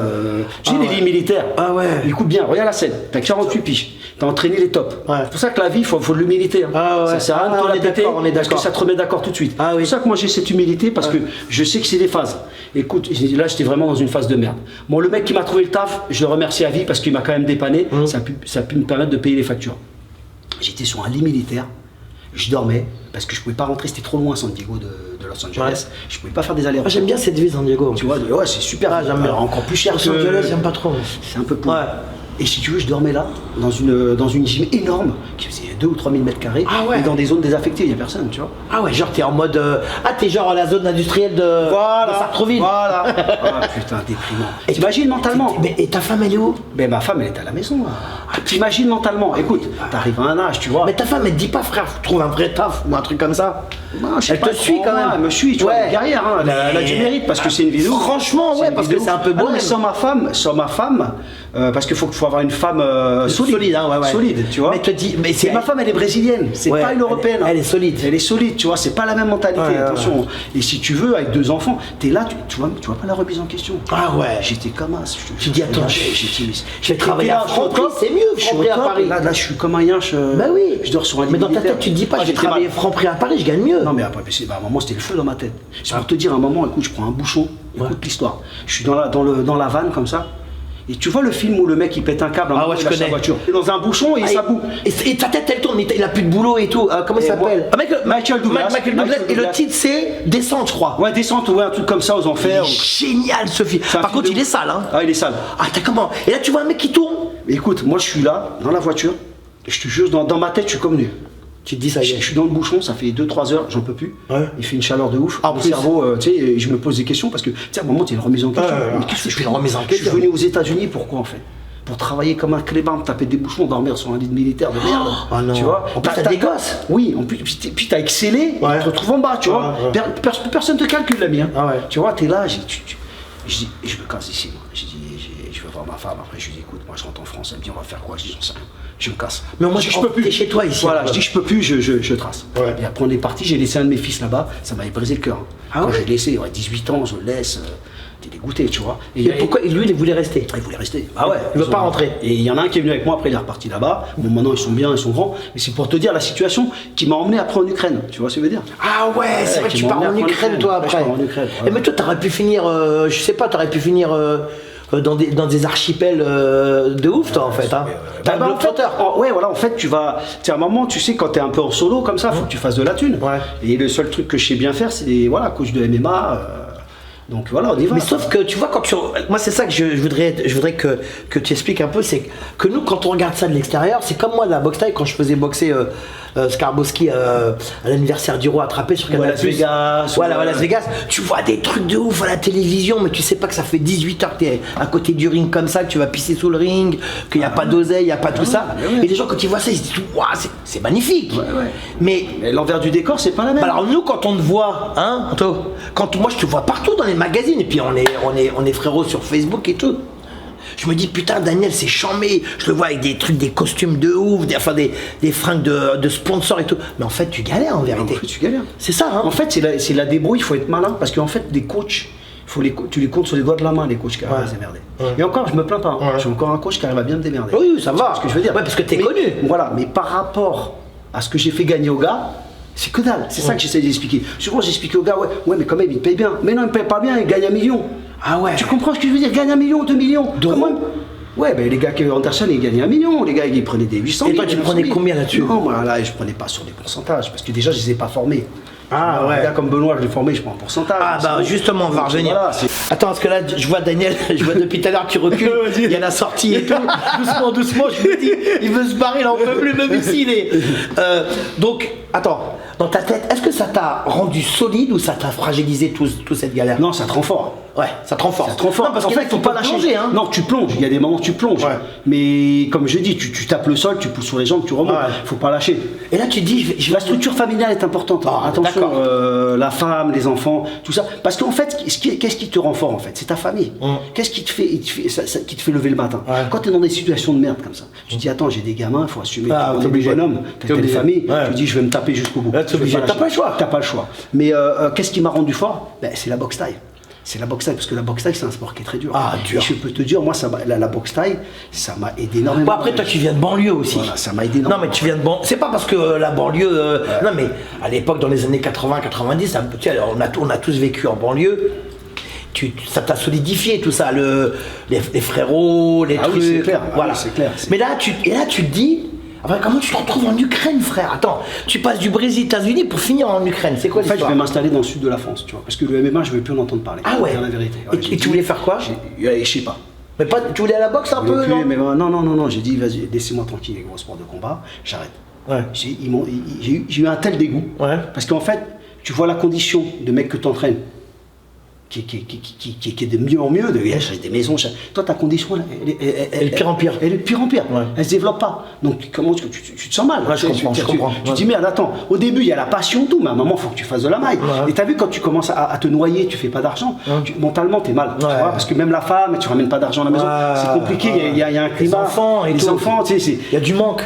Voilà, c'est quand même dur. On dit que l'argent fait pas le bonheur, mais je pense que mais ils le salopent pas. Voilà, déjà, et ceux qui ont dit ça, c'est des millionnaires. Parce qu'ils sont déprimés et ils ont la thune, ils savent pas quoi faire de leur thune. C'est des problèmes de bourgeois. Voilà, exactement. Mais la thune, ça aide beaucoup. Ça règle énormément de problèmes. Ouais. Et donc, j'arrive dans le sud de la France, je connais un manager qui est très connu maintenant, qui s'appelle Guillaume Pelletier. Alors, attends, juste coupe. C'est bien quand tu as parlé d'argent parce qu'en France, on a quand même un petit problème avec l'argent, t'as remarqué? Ouais. Surtout dans les arts martiaux. Ouais, t'as vu, lui, il prend de l'oseille. Tu sais, quand il y a quelqu'un qui ramasse. Moi, par exemple, on en connaît des mecs qui ont pris un peu d'oseille dans la boxe. Moi, je parle dans la boxe thaï ou dans la boxe anglaise, ils prennent de l'oseille. Mais c'est pas tant mieux, franchement. Bah, c'est normal. Mais moi, je suis super content. Mais si tu prends de l'oseille, derrière, ça ramène aussi de l'oseille. Oui, mais moi, quand je vois qu'il y a des mecs qui réussissent dans la boxe, je suis super content. Tant mieux, parce que c'est dur. Trop dur, mais déjà, tu mets ton intégrité physique dans le. C'est dangereux. Putain, Totov, moi, tu sais ce qu'il me disait, Totov? Tu te rappelles de Totov? Ouais, je me rappelle. Il me disait, ce qui me fait le plus peur dans la boxe, c'est qu'un jour on peut mourir sur le ring. T'imagines le délire dans ta tête? Mais tu sais que dans les contrats UFC, il y a une clause. Ah ouais? Ah oui, même Bellator où tu signes. Si t'as fait le Bellator, toi? Oui, j'ai des combattants en Bellator. J'ai un combattant en Bellator. Si tu veux, tu signes une clause, par exemple, si tu meurs, pour savoir à qui tu donnes. Parce qu'il y a une assurance. Ouais. À qui tu donnes l'argent. Ah ouais, ça va. Tu as le papier, tu signes, tu mets le nom. Le MMA, c'est hyper violent quand même. C'est de la violence codifiée, mais ça reste quand même. Ça pète quand même. Donc là, t'es dans le sud de la France, Et donc justement, j'avais un contact déjà des États-Unis avec le manager qui s'appelle Guillaume Pelletier, qui habite en Bulgarie. Et lui, il en avait marre, il rentrait en France. Et déjà, il voulait venir aux États-Unis me voir. Je lui ai dit, écoute, je me casse. Laisse tomber, viens pas. Et je rentre. Et il me dit, on pourrait faire un truc ensemble, tu vois. Et on voulait ouvrir une gym dans le sud ensemble. Et il me présente un manager ukrainien, Vladimir, tu vois. Et en fait, il me présente ce manager, et ce manager, il veut m'emmener en Ukraine pour bosser. Tu dis quoi, toi? Moi, je dis ouais, parce que à un moment, je peux plus dire non, j'avais besoin de thunes. À un moment, tu te dis bon. Mais ta femme, elle est avec toi dans le sud? Oui, elle est avec moi. Donc je lui dis, je repars en Ukraine. D'ailleurs, j'avais un peu déprimé. Je dis, regarde, je viens d'arriver, je repars. Putain, fais chier quoi. Et donc j'arrive en Ukraine. Le mec, j'entraîne des combattants ukrainiens de MMA. C'était en banlieue. Tu vois, ils parlaient même pas anglais. J'étais dans une maison. Banlieue de Kiev. Banlieue de Kiev. Ça s'appelle Boyarka. Tu vois, et j'étais là dans une maison et j'entraînais les mecs 2 fois par jour. Ils sont bien occupés de toi? Super sympa. Ils sont bien. Dire honnêtement. Ils sont carrés quand même. Moi, je les ai kiffés. Ils m'ont traité super bien. Même le manager, il m'a payé en temps en heure. Franchement, il n'y a rien à dire. Ils sont sérieux quand même. Ils sont sérieux. Puis en plus, tu sais, on a passé des bons moments ensemble. Tu vois ce que je veux dire. Et j'ai ramené mon fils Raphaël, tu vois. Et c'est marrant parce que tu sais, mon fils Raphaël, il est un peu mat, sa mère est brésilienne et tout. Et quand je l'ai ramené là-bas, tu sais, il n'y a pas trop de mecs mat. mais par contre, pareil, ils m'ont traité vraiment. Non, rien à dire. Donc je me suis retrouvé en Ukraine. Et après l'Ukraine, quand je suis rentré, j'ai eu un contrat avec Venom. Tu sais, Ah, c'est bien. Ah oui, donc après, tu fais boxer des combattants en Ukraine, ça marche. De toute façon, toi, ça a toujours marché quand même, les combattants. Ça va. C'est ta vie qui a galéré plus que les combattants. J'ai un ratio de victoire. Oui, c'est pas mal. T'as ramassé quand même des petites ceintures à gauche, à droite. Puis t'as entraîné des mecs hyper connus. Même moi qui connais pas le MMA, je connais tous ces les noms que tu me dis là, on connaît. Et là, tu quittes, enfin, t'es en Ukraine en étant quand même un peu en France aussi, les deux? Non, je suis resté en Ukraine. Combien de temps? Je suis resté à peu près 1 mois et demi, 2 mois. Et le gars après m'a demandé si je voulais, il voulait ouvrir une gym en Ukraine, tu vois, à Kiev, si je voulais. Moi, j'étais pas trop chaud, tu vois. Je dis attends. Alors attends, parce que là, vas-y, redécale. Ouais, vas-y, il a bien la sortie. Ouais, c'est toi qui pousse. Non, mais c'est toi qui me pressionne, tu me cadres. C'est André qui pousse. Tu sais, il est en train de cadrer, il va à gauche, il va C'est ça. Hop là, t'as peur, hein? Non, parce que depuis tout à l'heure, je le pousse, je l'emmène dans le coin, je le cadre. Il est en train de me cadrer là. Donc, et là, tu dis non pour le club un club d'arts martiaux, enfin Non, en fait, il me contacte et à la base, j'étais pas chaud, tu vois, j'étais pas du tout chaud parce que j'habitais le sud. T'habitais où dans le sud, excuse-moi? À Nice. Ah, Chambé. Non, super, à Nice, j'étais là-bas, donc j'ai dit bon, non, je suis pas trop chaud, je discute avec, sauf qu'après, je lui donne un montant et il accepte, j'étais un peu étonné. Vas-y, je peux plus, donc je suis allé là-bas, je suis allé là-bas, quoi. C'est là que j'ai connu Kamel Jamel. Mais on est resté à Venom, Bon, on n'a pas, il y a eu le Covid, mais à peu près 4 ans, quoi. Mais on n'a pas fait 4 ans. T'as fait genre un an et 2 demi. ans, un an et demi. Ouais. Et c'est là que j'ai connu Kamel Jamel. On donnait des cours commerciaux. Et au bout d'un an, je me suis fait chier donner des cours commerciaux. C'est Mais pas en fait, c'est un ancien karatéka, lui. C'est un karatéka, le mec qui a. Enfin, c'est le mec oui, de je Venom. crois, ouais. Mais Oui. à un moment, les cours commerciaux, ça me faisait chier, tu vois. Et donc, pourquoi t'arrêtes là-bas au Venom? Non, j'ai continué. Il y a eu Le Covid. Il y a eu le Covid. Mais c'est là que j'ai créé l'équipe professionnelle au bout d'un an. Tu sais, j'ai fait un test national. Ah ouais. J'ai fait un try-out, ça s'appelle. Je me rappelle, j'en ai J'ai créé entendu parler. c'est là que j'ai détecté Benoît. Ah ouais. Tu vois, c'est là que j'ai détecté. Et Mais l'équipe marchait bien. Est-ce qu'il y avait des mecs que tu vois aujourd'hui qui font du MMA, par exemple est-ce qu'il y avait Cyril Gann, des trucs comme ça? Non, il y avait par exemple, il y avait Morgane Charrière qui D'accord. était avec nous. Il y avait Des meufs? Il n'y avait pas de meufs. Non. Il y avait Ilyes Giroun, il y avait Alioun. On avait des combattants. Alioun, hein, ouais, bien, hein. Ouais. Il y avait des bons combattants. Et si tu veux, après ils ont arrêté l'équipe d'un coup. Je sais pas pourquoi. Pourquoi? Mais parce qu'en fait, j'étais jamais là, quoi. Comme j'avais un bon manager en plus, Guillaume, il me trouvait des combats sans arrêt. Donc je voyageais, New York, et l'autre il a pété un câble. Le boss. Le boss de On a Venom. dit, on arrête. Ouais, après, c'est un petit peu normal. T'es pas là, Enfin bon. Bon, ça a duré, c'est une bonne aventure. Voilà. Là, t'étais pas en galère, hein? Non, là j'étais bien payé, ça allait. Là, CDI. Ah putain, ouais. Même, je me rappelle, moi ça m'avait marqué, quand il m'a dit, tu veux un CDD ou un CDI? J'ai dit, j'en ai rien à foutre, tu me donnes ma thune en fait. Tu vois, parce que tu sais, j'étais dans le délire. Ouais, t'avais peur quoi. Aux États-Unis. Non, même pas. Moi, je me rappelle, même, donne-moi mon argent, c'est tout. Oui, c'est ça, ouais. Il avait bien fait de me donner un CDI, parce qu'après, Ouais, quand il y a le Covid. le chômage, ouais. Ah ouais. Et donc, en fait, ce qui s'est passé, c'est que Benoît, il est resté. Donc, je continuais à entraîner Benoît, je le faisais combattre. Mais Benoît, il venait de quoi? De quelle arme? Benoît Sani. Benoît Sani. Il avait fait quoi? Du karaté quoi? Sa base, il a fait un peu de judo, mais il venait du jiu-jitsu. Il s'entraînait avec un gars qui s'appelle... Jiu-jitsu brésilien? Jiu-jitsu ou... brésilien. D'accord. Il s'entraîne Christophe Savoca, il l'avait entraîné 2 ans, et c'est lui qui l'a motivé à venir faire le test de sélection à Venom. D'accord. Tu vois. Pas mal. Ouais. Pas mal. Ouais. Et tu veux un café? Ouais, vas-y, ouais. Je vais te faire un café. Ouais, non, un café, vas-y. Trop de café. pas. Ouais, Putain. non. Vous voulez un café ou vous voulez un café? Non, je suis servi. Ouais, C'est sur la bière. Et donc, toi, comment ça se passe avec Benoît?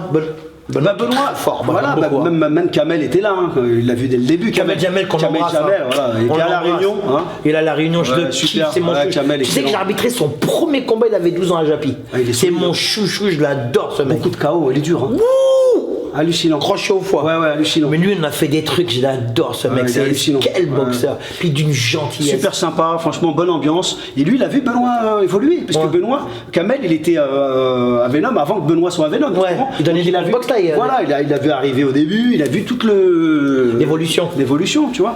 Et donc, comment ça s'est passé? À un moment, tu lui as dit quoi, Benoît? Tu lui as dit bon. Non, on a commencé, il est resté, il voulait rester, tu vois, on a commencé à faire des combats, et voilà, on a avancé de combat à combat, tu sais, mais sans prétention. Moi, l'idée, en fait, c'était d'aller me balader un peu en Europe, être un peu encore, j'aime bien la compétition, préparer des gars, tu vois, et voilà. T'as bien l'ambiance de la compétition. Voilà, j'aime bien l'ambiance de la compétition, je suis pas trop cours commerciaux, ça me saule. Ouais. Et, enfin, les cours, tu veux dire les cours commerciaux, ça veut dire loisirs. Voilà, les cours loisirs, T'aimes pas trop? Ah, ça me saoule.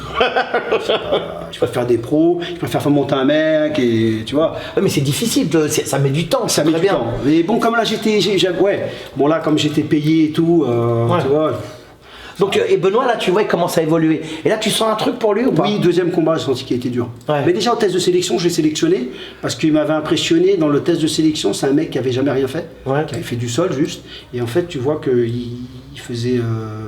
il tenait tête à des mecs qui avaient déjà des 15-20 combats. Donc, tu te poses des questions, tu vois. Tu dis, ah ouais, tu lui, il a quelque chose, il quoi. a dit un truc en Il plus a un déjà. truc, quoi. C'est pas normal, tu vois. Donc, c'est comme ça que j'ai détecté. Ouais. Parce que lui, il devait pas revenir. On devait choisir 4 mecs. Mais il habitait en France, lui, ou pas? Non, il était à Bayonne. À Bayonne, la ville de Bayonne. Ah, j'adore. Il y avait 4 mecs qu'on a sélectionnés. Et lui, on a rajouté lui. Ah, ouais, donc il n'était pas prévu, mais. Non, tu l'as mis en stand-by un peu à droite. On a discuté, j'ai dit. Tu ne regrettes pas, hein? Non, et en fait, c'est celui qui est resté le plus avec moi. Donc là, en fait, toi, actuellement, tu t'occupes de combien de mecs? J'ai Benoît Saint-Denis, Mathieu Leto Duclos qui va combattre pour la ceinture à l'Hexagone, qui a un 84 kg solide. Et j'ai Romain Debienne. Et je m'occupe aussi d'Ibra TV. Tu sais, Ibra TV? Ibra TV, le mec qui fait des vidéos. Et tout, mais il va pas boxer. Il devrait boxer Greg MMA normalement. Ah ouais. Ah, ça va être pas mal ça. Hein. Ouais. Très sympa, c'est un mec très sympa. Qui Ibra. Ouais, mais il a quel âge Ibra TV? Il est jeune. Ouais, mais parce que il a quand même plus de 45 ans. Ouais, mais bon, comment il s'appelle Greg. Ouais, Greg quand même. Ouais, mais il est solide, hein. Oui. Solide. Puis à force de faire des vidéos, il s'est amélioré de ouf. Non, Moi j'aime bien, je trouve qu'il nous fait vachement de bien.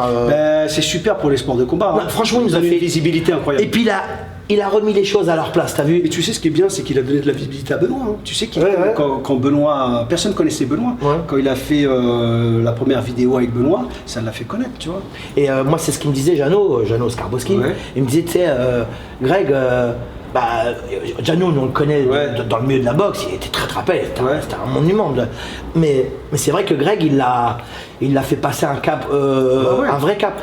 Mais en fait, moi je trouve, c'est ce que j'ai dit à Greg, j'ai dit tu fais du bien au sport de combat de vérité, les sports de combat où ça colle, parce qu'il donne l'exemple, tu vois, il nous montre, et ça a fait vachement de bien. Moi je trouve que ça fait beaucoup de bien, en plus il est hyper sympa. Non, franchement cool, il est solide, il est grand. Oui, il est costaud, puis attention, il est sérieux, il s'entraîne, il rigole pas. Ça se voit. Donc il doit combattre contre Ibra normalement. Donc tu t'en occupes d'Ibra TV? Je m'occupe d'Ibra là. Ça va, il est sympa et toi aussi, pareil. Super gentil. Ouais, ils sont gentils les mecs.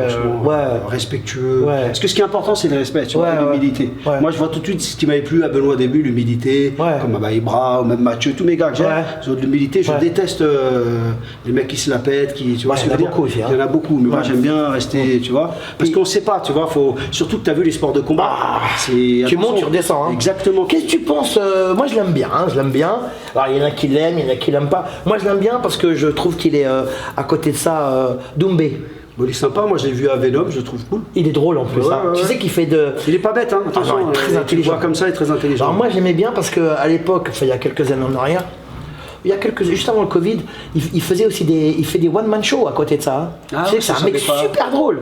Et moi j'avais trouvé ça intéressant que des gens puissent toucher un peu à tout, comme Aurélien Duarte aussi, il fait des trucs. Oui, Aurélien, Tu vois, j'aime bien moi les gens comme ça qui sont hétéroclites, tu vois. Et aujourd'hui ça marche pas mal pour lui quand même. Ça marche bien. Tu le trouves au niveau MMA, tu le trouves comment? Je le trouve solide, il cogne. Tu vois, maintenant, attention, elle a punch. Maintenant il a pas pris des cadors, mais bon, il migre vers le MMA. Donc, c'est notre monde. C'est une autre discipline. Mais donc il a un punch. Par contre, il a une arme, il a une arme fatale. C'est petit gant. S'il connecte. Il peut mettre KO n'importe qui. S'il connecte, Et je le trouve super drôle, moi. Oui, non, et puis bon. Et les gens ils le prennent trop au sérieux, mais en vérité, lui il rigole. Oui, mais parce que des fois, c'est des sensibilités. Tu sais, des fois, il y en a, ils sont moins sensibles, il y en a, ils sont plus sensibles. Tu vois. Puis là, il y en a qui ont la haine, tu sais pas pourquoi aussi. Hein. Il y a une jalousie. De toute façon, tu as vu, à chaque fois que j'explique, quand tu montes très haut, ça tangue. Tu sais, la lumière, les gens ils te voient. Ils te voient, ça tangue, ils veulent ta place. Moi je l'ai vécu en tant que coach quand j'entraînais les Anderson, c'est pas si facile que ça. Dans la propre équipe, il y en a qui voulaient te dégager. Bah oui. Et là, Benoît Saint-Denis. Ouais. Là, il commence à faire du bruit en France et dans le monde. Il est classé numéro combien lui? 11e. C'est pas mal quand même. Beaucoup. Surtout que dans sa KT, c'est la KT la plus dure. Combien de kilos? Il fait 70 kilos. Ah ouais, mais tu te rappelles chez nous, même les 70 en France en boxe taille, tu te rappelles à l'époque? Il fait 70 kilos. 70, ça faisait mal. Hein. 70 kilos, c'est la KT la plus dure de l'UFC, la plus fournie. Oui, parce qu'il y a plus de monde. Exactement, c'est le poids normal d'un être humain à peu près, entre guillemets. Oui, c'est vrai, en général, donc il y a vraiment énormément de monde. Il a combien de combats? Là maintenant, il a. En pro ou c'est quoi? Ouais, c'est pro, je crois qu'il a fait des combats amateurs avant, vite fait, comme ça, en Espagne. Mais sinon, il a à peu près 13 ou 14 combats. Il a déjà perdu ou pas? Il a perdu une fois contre un Brésilien. Quand il a signé à l'UFC la première fois, il a combattu contre un mec d'une autre KT. Parce que tu as vu, quand il t'appelle l'UFC, en fait, quand il t'appelle, tu refuses pas. Même si c'est pas la même KT, tu rentres. Tu peux pas refuser. Et après, tu signes le contrat, c'est pas grave. Si tu refuses, après, t'es cramé, il te rappelle pas. Et donc, il est rentré, il a pris un tueur à gage. Un tueur à gage, un numéro 12. Mais en 77 kg, un Brésilien qui était, après c'est avéré qu'il était chargé, donc il a pris pas mal de dégâts, mais il a été guerrier jusqu'au bout et il a attiré l'attention de beaucoup de monde. Son dernier combat, moi j'ai adoré J'ai adoré parce que bah, toi-même tu sais pourquoi. Hein. Ouais. Tu lui as appris les high middle, kick, frère. les middle. Ah, non, après c'est le high kick, c'est à la fin. Mais les middle, c'était à chaque fois des Ouais, bus. oui, il fait mal. Même l'avant-dernier combat, c'était là Ah où ouais. il a balancé les middle. Ouais, non, mais là surtout moi le dernier, moi quand j'ai vu, j'ai adoré les middle de En ouf. fait, c'est middle. Tu sais, claque, hein. ouais, puis en plus, je travaille un angle un peu spécial. Ça veut dire Tu vois, tu sais, t'as vu, il les casse pas, ces middle. Non, il les tombe. envoie droit. Ouais, ouais. Mais tu sais qui Et c'est ça qui m'a fait appris ça? super. C'est qui? Tu sais qui m'a appris ça? Qui me montrait ses même en mode high kick. Ouais. C'était, comment il s'appelait? Il était à Malbranche, un laotien. Là où je me rappelle plus. Là Non, non, je sais plus, il y a- Kao là-haut. Non, Oui, non. Ah Un laotien. laotien qui était là-bas. Mais qui qui était très fin, tu vois. J'ai oublié son nom. Il avait fait des combats, il m'avait montré, je me rappelle, j'étais jeune, hein. Ouais. Il m'avait Il dit. mettait pas des low kicks de ouf aussi? Je Non, c'est crois. pas lui. Ouais, oui, si. Il avait en low kick, il avait défoncé l'orteil d'un mec. Tu te rappelles Ah pas? mais attends, je les connais tous les Laotiens cambodgiens, c'est tous mes frérots. Super fort. C'est pas, non, c'est pas. Kao. KO. Bah voilà. oui. Et lui, Il est sale lui, mais pas lui- d'anglaise hein. par Non, contre. mais lui, il m'avait montré, il m'avait dit, tu vois, c'est que je m'entraînais à l'époque à Putpanoy. Ouais. Il m'avait montré, il m'a dit, le high kick, tu le mets comme, tu sais, Tu le droit, montes. comme ça, tu vois pas l'angle. En fait, tu sais pas où il va taper. Ouais. Parce que le mec, tu sais, il croit qu'il Ouais. il passe au bras, mais il rentre en pleine tête. Et c'est lui qui m'avait montré ses high kicks. Et moi, je faisais des high kicks un peu comme ça, Ouais, tu vois. ouais. Ah, c'était beau, Ouais, tes ouais. kicks. Et donc, Benoît, j'ai bien travaillé comme ça, parce que ça masque un peu. Kao il avait boxé, tu sais qui c'est qu'il avait mis, il avait démonté la cuisse à. On l'embrasse, il est au ciel, mais je l'aime de tout mon cœur. Jean-Marie Merchet. Ah ouais, ils avaient Ah. boxé. Oui, c'était cette KT. Ouais, ouais. Il avait boxé à. Il avait boxé quand Samat est venu à Paris contre Soudaret. Et je crois la deuxième ou troisième reprise, Jean-Marie, il a abandonné parce que. Il avait plus de jambes. Ah non, mais il était fort, lui. Il était fort. Il y avait était Hem, tout fin. Lao. Oui, oui, je me rappelle. C'était des tueurs, les Et, mecs. ça m'avait marqué, tu te rends compte, ça Ah, mais bien sûr. ça m'avait marqué, tu vois. Donc, Kao, il te montre les trucs chez Putpatnoy, chez Mou, à Malbranche, chez Jacques Mérès. Jacques Mérès. Ouais, c'est vrai qu'à un moment, Mou, quand il arrive Putpatnoy, il a commencé à recueillir pas mal de. En fait, les Laotiens cambodgiens, ils étaient chez Apache. Puis après, ils ont commencé un peu à migrer partout, tu vois. Ils étaient dans plein de clubs. Il y avait Guillaume Kerner. Bien sûr, bah, j'ai fait un interview avec lui. Oui, j'ai vu. Tu l'as Ouais, vu, ouais, c'était magnifique. Qu'est-ce qu'il Intéressant, ouais. Je l'adore ce mec, il te fait voyager. Et donc, Kao, il te montre, en plus, eux, ils boxaient.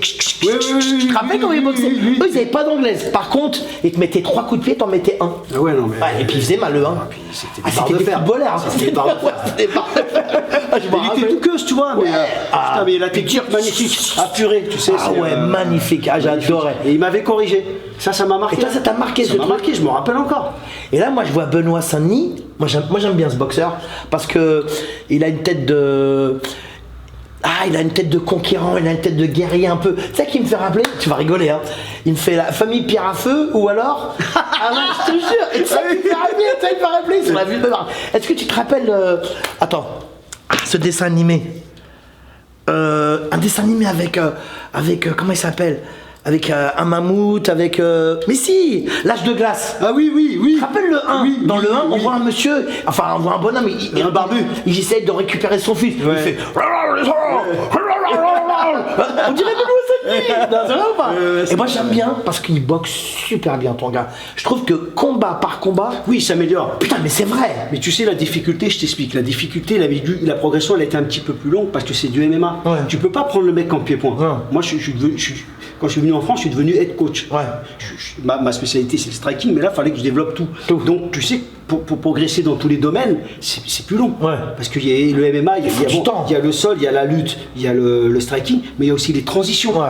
Tu vois, il y a une façon de bouger. C'est énorme, et ça met du temps. Maintenant, je commence à lui mettre plus de Parce que technique c'est en complet pied-point. aussi, c'est pour ça. Mais maintenant, il commence à absorber mieux, donc je lui donne plus de technique. Et au sol il est comment? Ah, Il est très fort. C'est très fort. Ouais. Très très fort.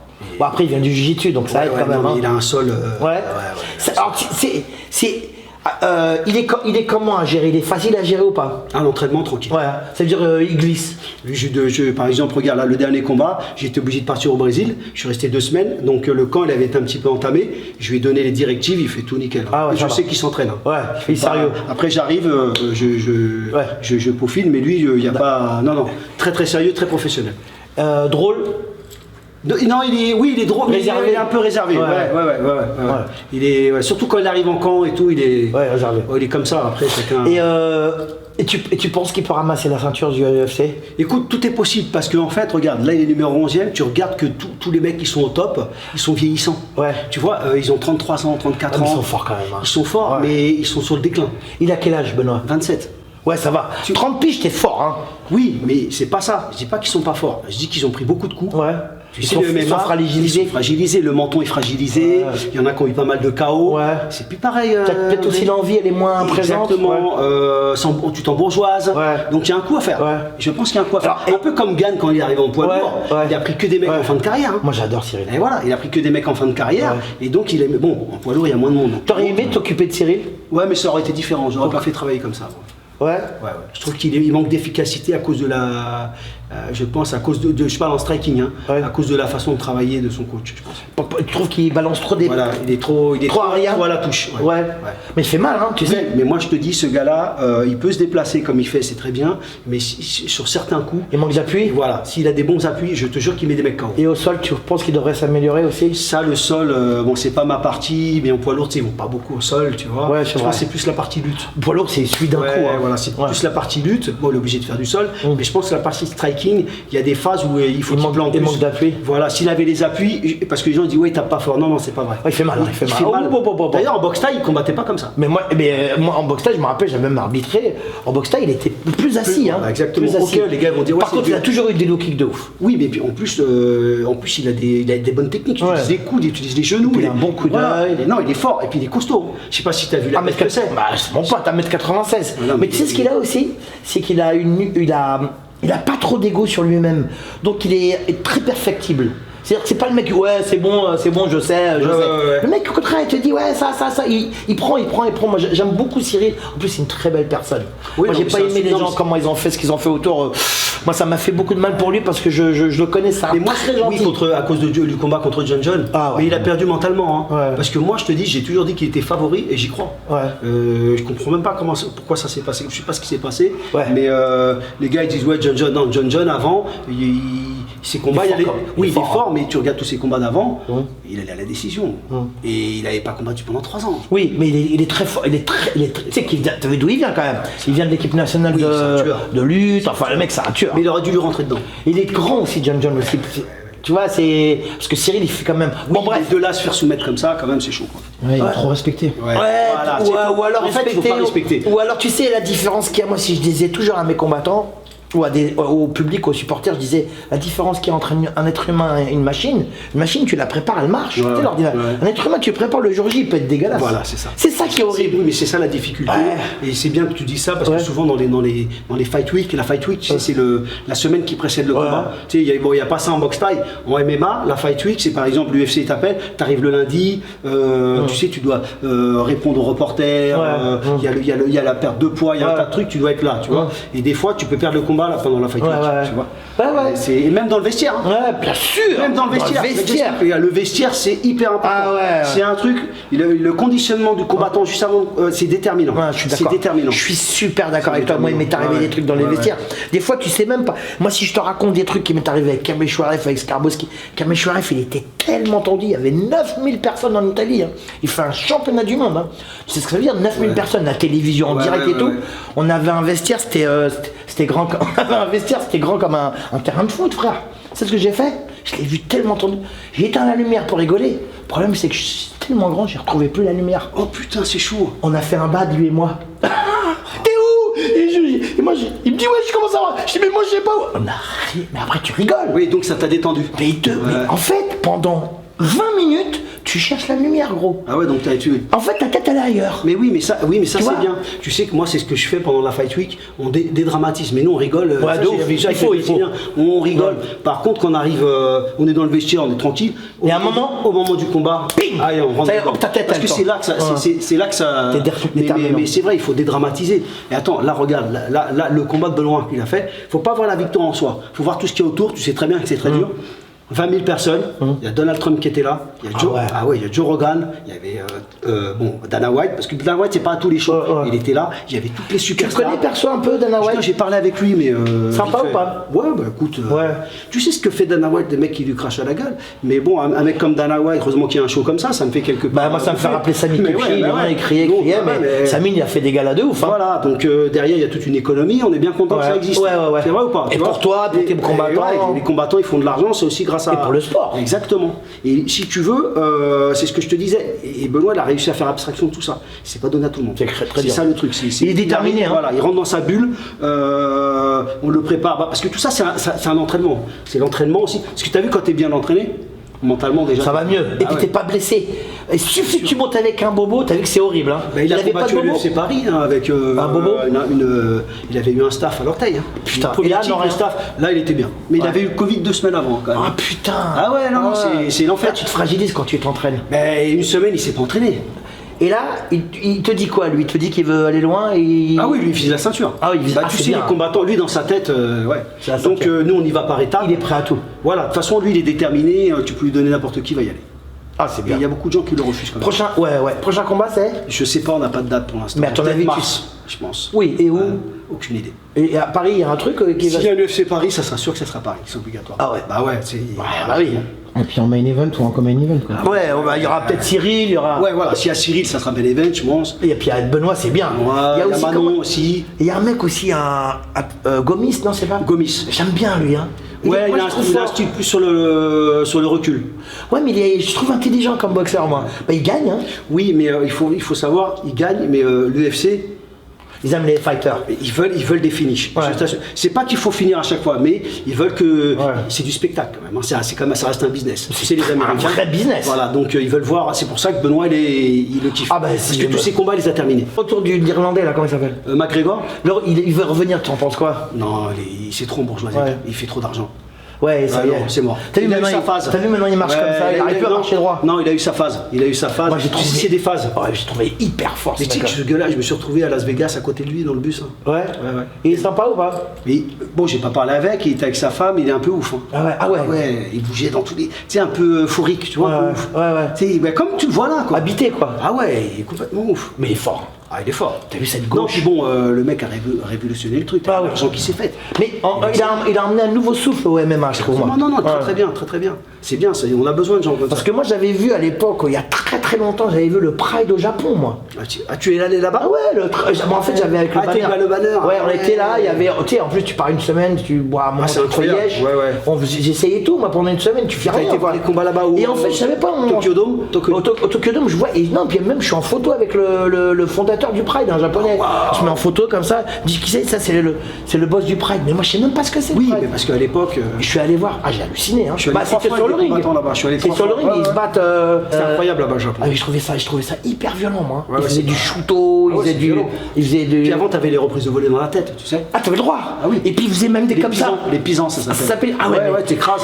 Ah moi, j'ai à l'époque au Brésil, il y avait ça. Hein. Ah, je me suis dit, ils vont ramasser Il y a un des gars, champignons, une fois je suis allé dans une favela, ben, il y avait José Aldo qui combattait, bon, avant qu'il soit connu comme ça, il y avait José Aldo qui combattait, et moi j'étais venu avec un combattant, il avait combattu, et à un moment il y a un gars qui combat, putain chaud, c'était dans une favela, j'étais juste à côté, il tombe à quatre pattes, il prend une reprise de volée dans la bouche, plus de Chiro. Il est choqué, parce que Tu là, m'étonnes. Ah non, là c'est trop. Daniel, par rapport à. Bon, parce que tu as plusieurs combattants, mais, Ouais. mais Benoît Saint-Denis, moi j'aime bien en plus. Il a un nom qui claque quand même. Hein. Et t'as vu la musique d'entrée ou pas? Oui. Tu sais que c'est mon fils qui l'a... Non. Ah ouais. En fait, Benoît, moi je l'ai dit, je l'ai façonné de A à Z. Ouais. La musique, je lui dis, c'est important. Ouais. Ta musique d'entrée, c'est... En fait, quand les gens l'entendent, C'est toi. c'est ta musique. Ouais, c'est c'est pas toi. les trucs, t'as vu, on voit les Français qui rentrent. Là, j'ai vu Tony Yoka qui rentre sur du rap américain. Bah, moi je kiffe pas ça, tu Ouais. vois. Mais on met en valeur ton pays. Qu'est-ce que tu mets de la musique américaine? Ouais. Tu vois ce que je veux dire? Je lui dis donc, regarde, là, il rentre sur les commandos et sur NTM. Ouais. Tu vois ce que je veux dire? Ouais, C'est ouais, excellent. ouais, NTM, ouais. Seine-Saint-Denis. Voilà, quoi. Voilà. En plus, 93, Montreuil, tu vois, il y a un rapport. Et si tu veux, en fait, on a choisi ces deux morceaux et mon fils a fait le mix. Ouais, ah bien joué. Ah ouais, excellent. Mais en plus, je trouve que Benoît, il s'appelle Benoît Saint-Denis. Ah oui, c'est excellent. Et c'est quoi son diminutif? BSD. Et ça claque. Ouais, ça claque. Tu vois ce que je veux dire? Avec Oui. tu sais, la croix des Templiers, là. Ouais. Ah ouais, moi, je connais bien l'histoire des Templiers en plus. Bah, lui, il est dans le délire chevalier. Ouais, bon, c'est des. Ouais, chacun son délire. C'est comme les chevaliers de la Croix de Malte, Voilà, c'est un peu le même voilà. délire. Et donc tu t'occupes quand même de pas mal de boxeurs. Enfin comment tu dis des. Ouais, des combattants. Oh, tu dis des combattants, des fighters. Des fighters. Ouais. Bon, Benoît, c'est quand même ton. Tu vois, c'est quand même celui qui a tendance d'aller plus vite vers le haut. Comment tu gères tout ce qui se passe autour? Bah, c'est dur parce qu'en fait, tu sais, l'UFC, surtout à ce niveau-là, il y a énormément de gens qui regardent. C'est-à-dire que tu vois par exemple sa page, passe à 500 000, il est sollicité énormément. Et ça, je lui ai prédit déjà, parce que moi j'ai l'expérience. Je lui dis, il faut que tu fasses attention déjà à ce que tu dis, tu vois, aux médias, parce que c'est repris partout. Des fois, ça peut être des trucs bizarres. À ce que tu fais aussi, éviter tout ce qui est politique, tout ce que tu manges, il faut faire attention à tout. Et il va être sollicité dans tous les sens. Donc il y a des trucs, en fait, moi ce que je fais. Cyril Gann, hyper sollicité. Mais moi je me prends pas la tête, parce que tu peux pas gérer ça. Je suis pas avec lui tous les jours. Hein. C'est pas dans tes mains. C'est pas, voilà. Donc maintenant, arrivera ce qu'arrivera. Moi, je le gère dans ma partie entraînement. Tu vois. Je lui donne des conseils. Il les prend ou il les prend pas. Tu vois, j'essaie de le conseiller parce que je suis plus vieux que lui. J'ai plus d'expérience. Mais c'est vrai que une chose où je lui ai dit, des fois, il faut un peu se déconnecter. Tu vois. Et là, d'ailleurs, on va aller s'entraîner en Bulgarie au mois de février. Ah, c'est bien. Il fait pas froid au mois de février. C'est super la Bulgarie. C'est pas cher. Mais il fait pas froid. Ouais, je suis déjà allé. Ça. Ouais, bon, écaille. C'est vrai que. Mais franchement, c'est top. Alors, juste pour finir. Avant de conclure cette interview, bon, tu sais très bien, toi et moi, on est des déconneurs de ouf, hein, parce que les gens ils savent pas. Mais quand même, vite fait, c'est un petit clin d'œil quand même, parce que moi j'adore cette émission, l'émission que tu fais avec Gong, avec Fred et avec Cyril. Moi j'adore. On regarde nous, hein. Tu sais, au début je regardais vite fait et j'ai dit à Fred, maintenant je regarde tout. Je trouve ça super drôle. Vraiment, je trouve. Et puis, comme je te l'ai dit la dernière fois, je te rappelle, je t'avais envoyé un message il y a, je crois, il y a un an ou deux, un an. J'apprends des trucs, moi, sur les MMA. Et je trouve cette émission, franchement, si vous pouvez y regarder, ça s'appelle. L'émission, c'est sur Gong. La fine équipe. La fine équipe, c'est gaulerie de ouf. Non, c'est gaulerie quoi. Mais de toute façon, il faut qu'on s'amuse. Oui, voilà. Moi, je leur dis aux gens, il faut se détendre un peu quand même. On n'a qu'une vie. C'est dur ce qu'on fait. Mais ouais, si tu commences par rigoler, tu sais, faut le prendre à la rigolade. Dernière chose, Daniel. Est-ce que le Muay Thai te manque? Le monde du Muay Thai te manque ou pas? Non, pas du tout. T'es bien là? Je suis vraiment. J'adore le Muay Thai. Je regarde des combats de Muay Thai tout le temps, vidéo. C'est incroyable le Muay Thai. Mais non, pas spécialement. Maintenant, si un beau gars là, on m'invite, j'y vais avec plaisir. Parce que c'est un sport magnifique. Je viens du Muay Thai, je suis reconnaissant. Parce que le Muay Thai m'a emmené d'où je suis maintenant. Je veux dire, j'ai fait le tour. C'est quand même toi qui t'as emmené là où t'es. Oui, je veux dire, mais grâce au sport, j'étais loin. Parce que moi, à l'école, j'étais un cancre.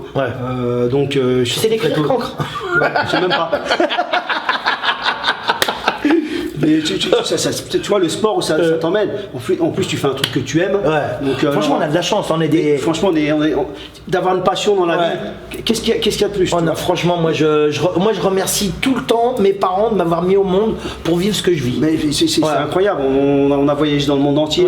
Et si tu veux, au début, le MMA, je kiffais pas trop, mais avec le temps, j'ai appris à aimer. Ça fait quand même 20 ans que je fais du MMA. Premier. Daniel, attends, viens pas.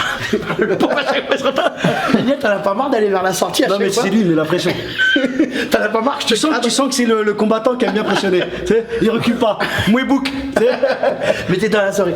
Daniel, merci d'être venu. Vous avez vu, si vous voulez le voir plus régulièrement, vous allez sur internet, ça s'appelle Gong et l'émission elle s'appelle La fine équipe. La fine équipe avec Cyril Diabaté. Vous allez rigoler aussi avec Cyril parce que Cyril c'est pas.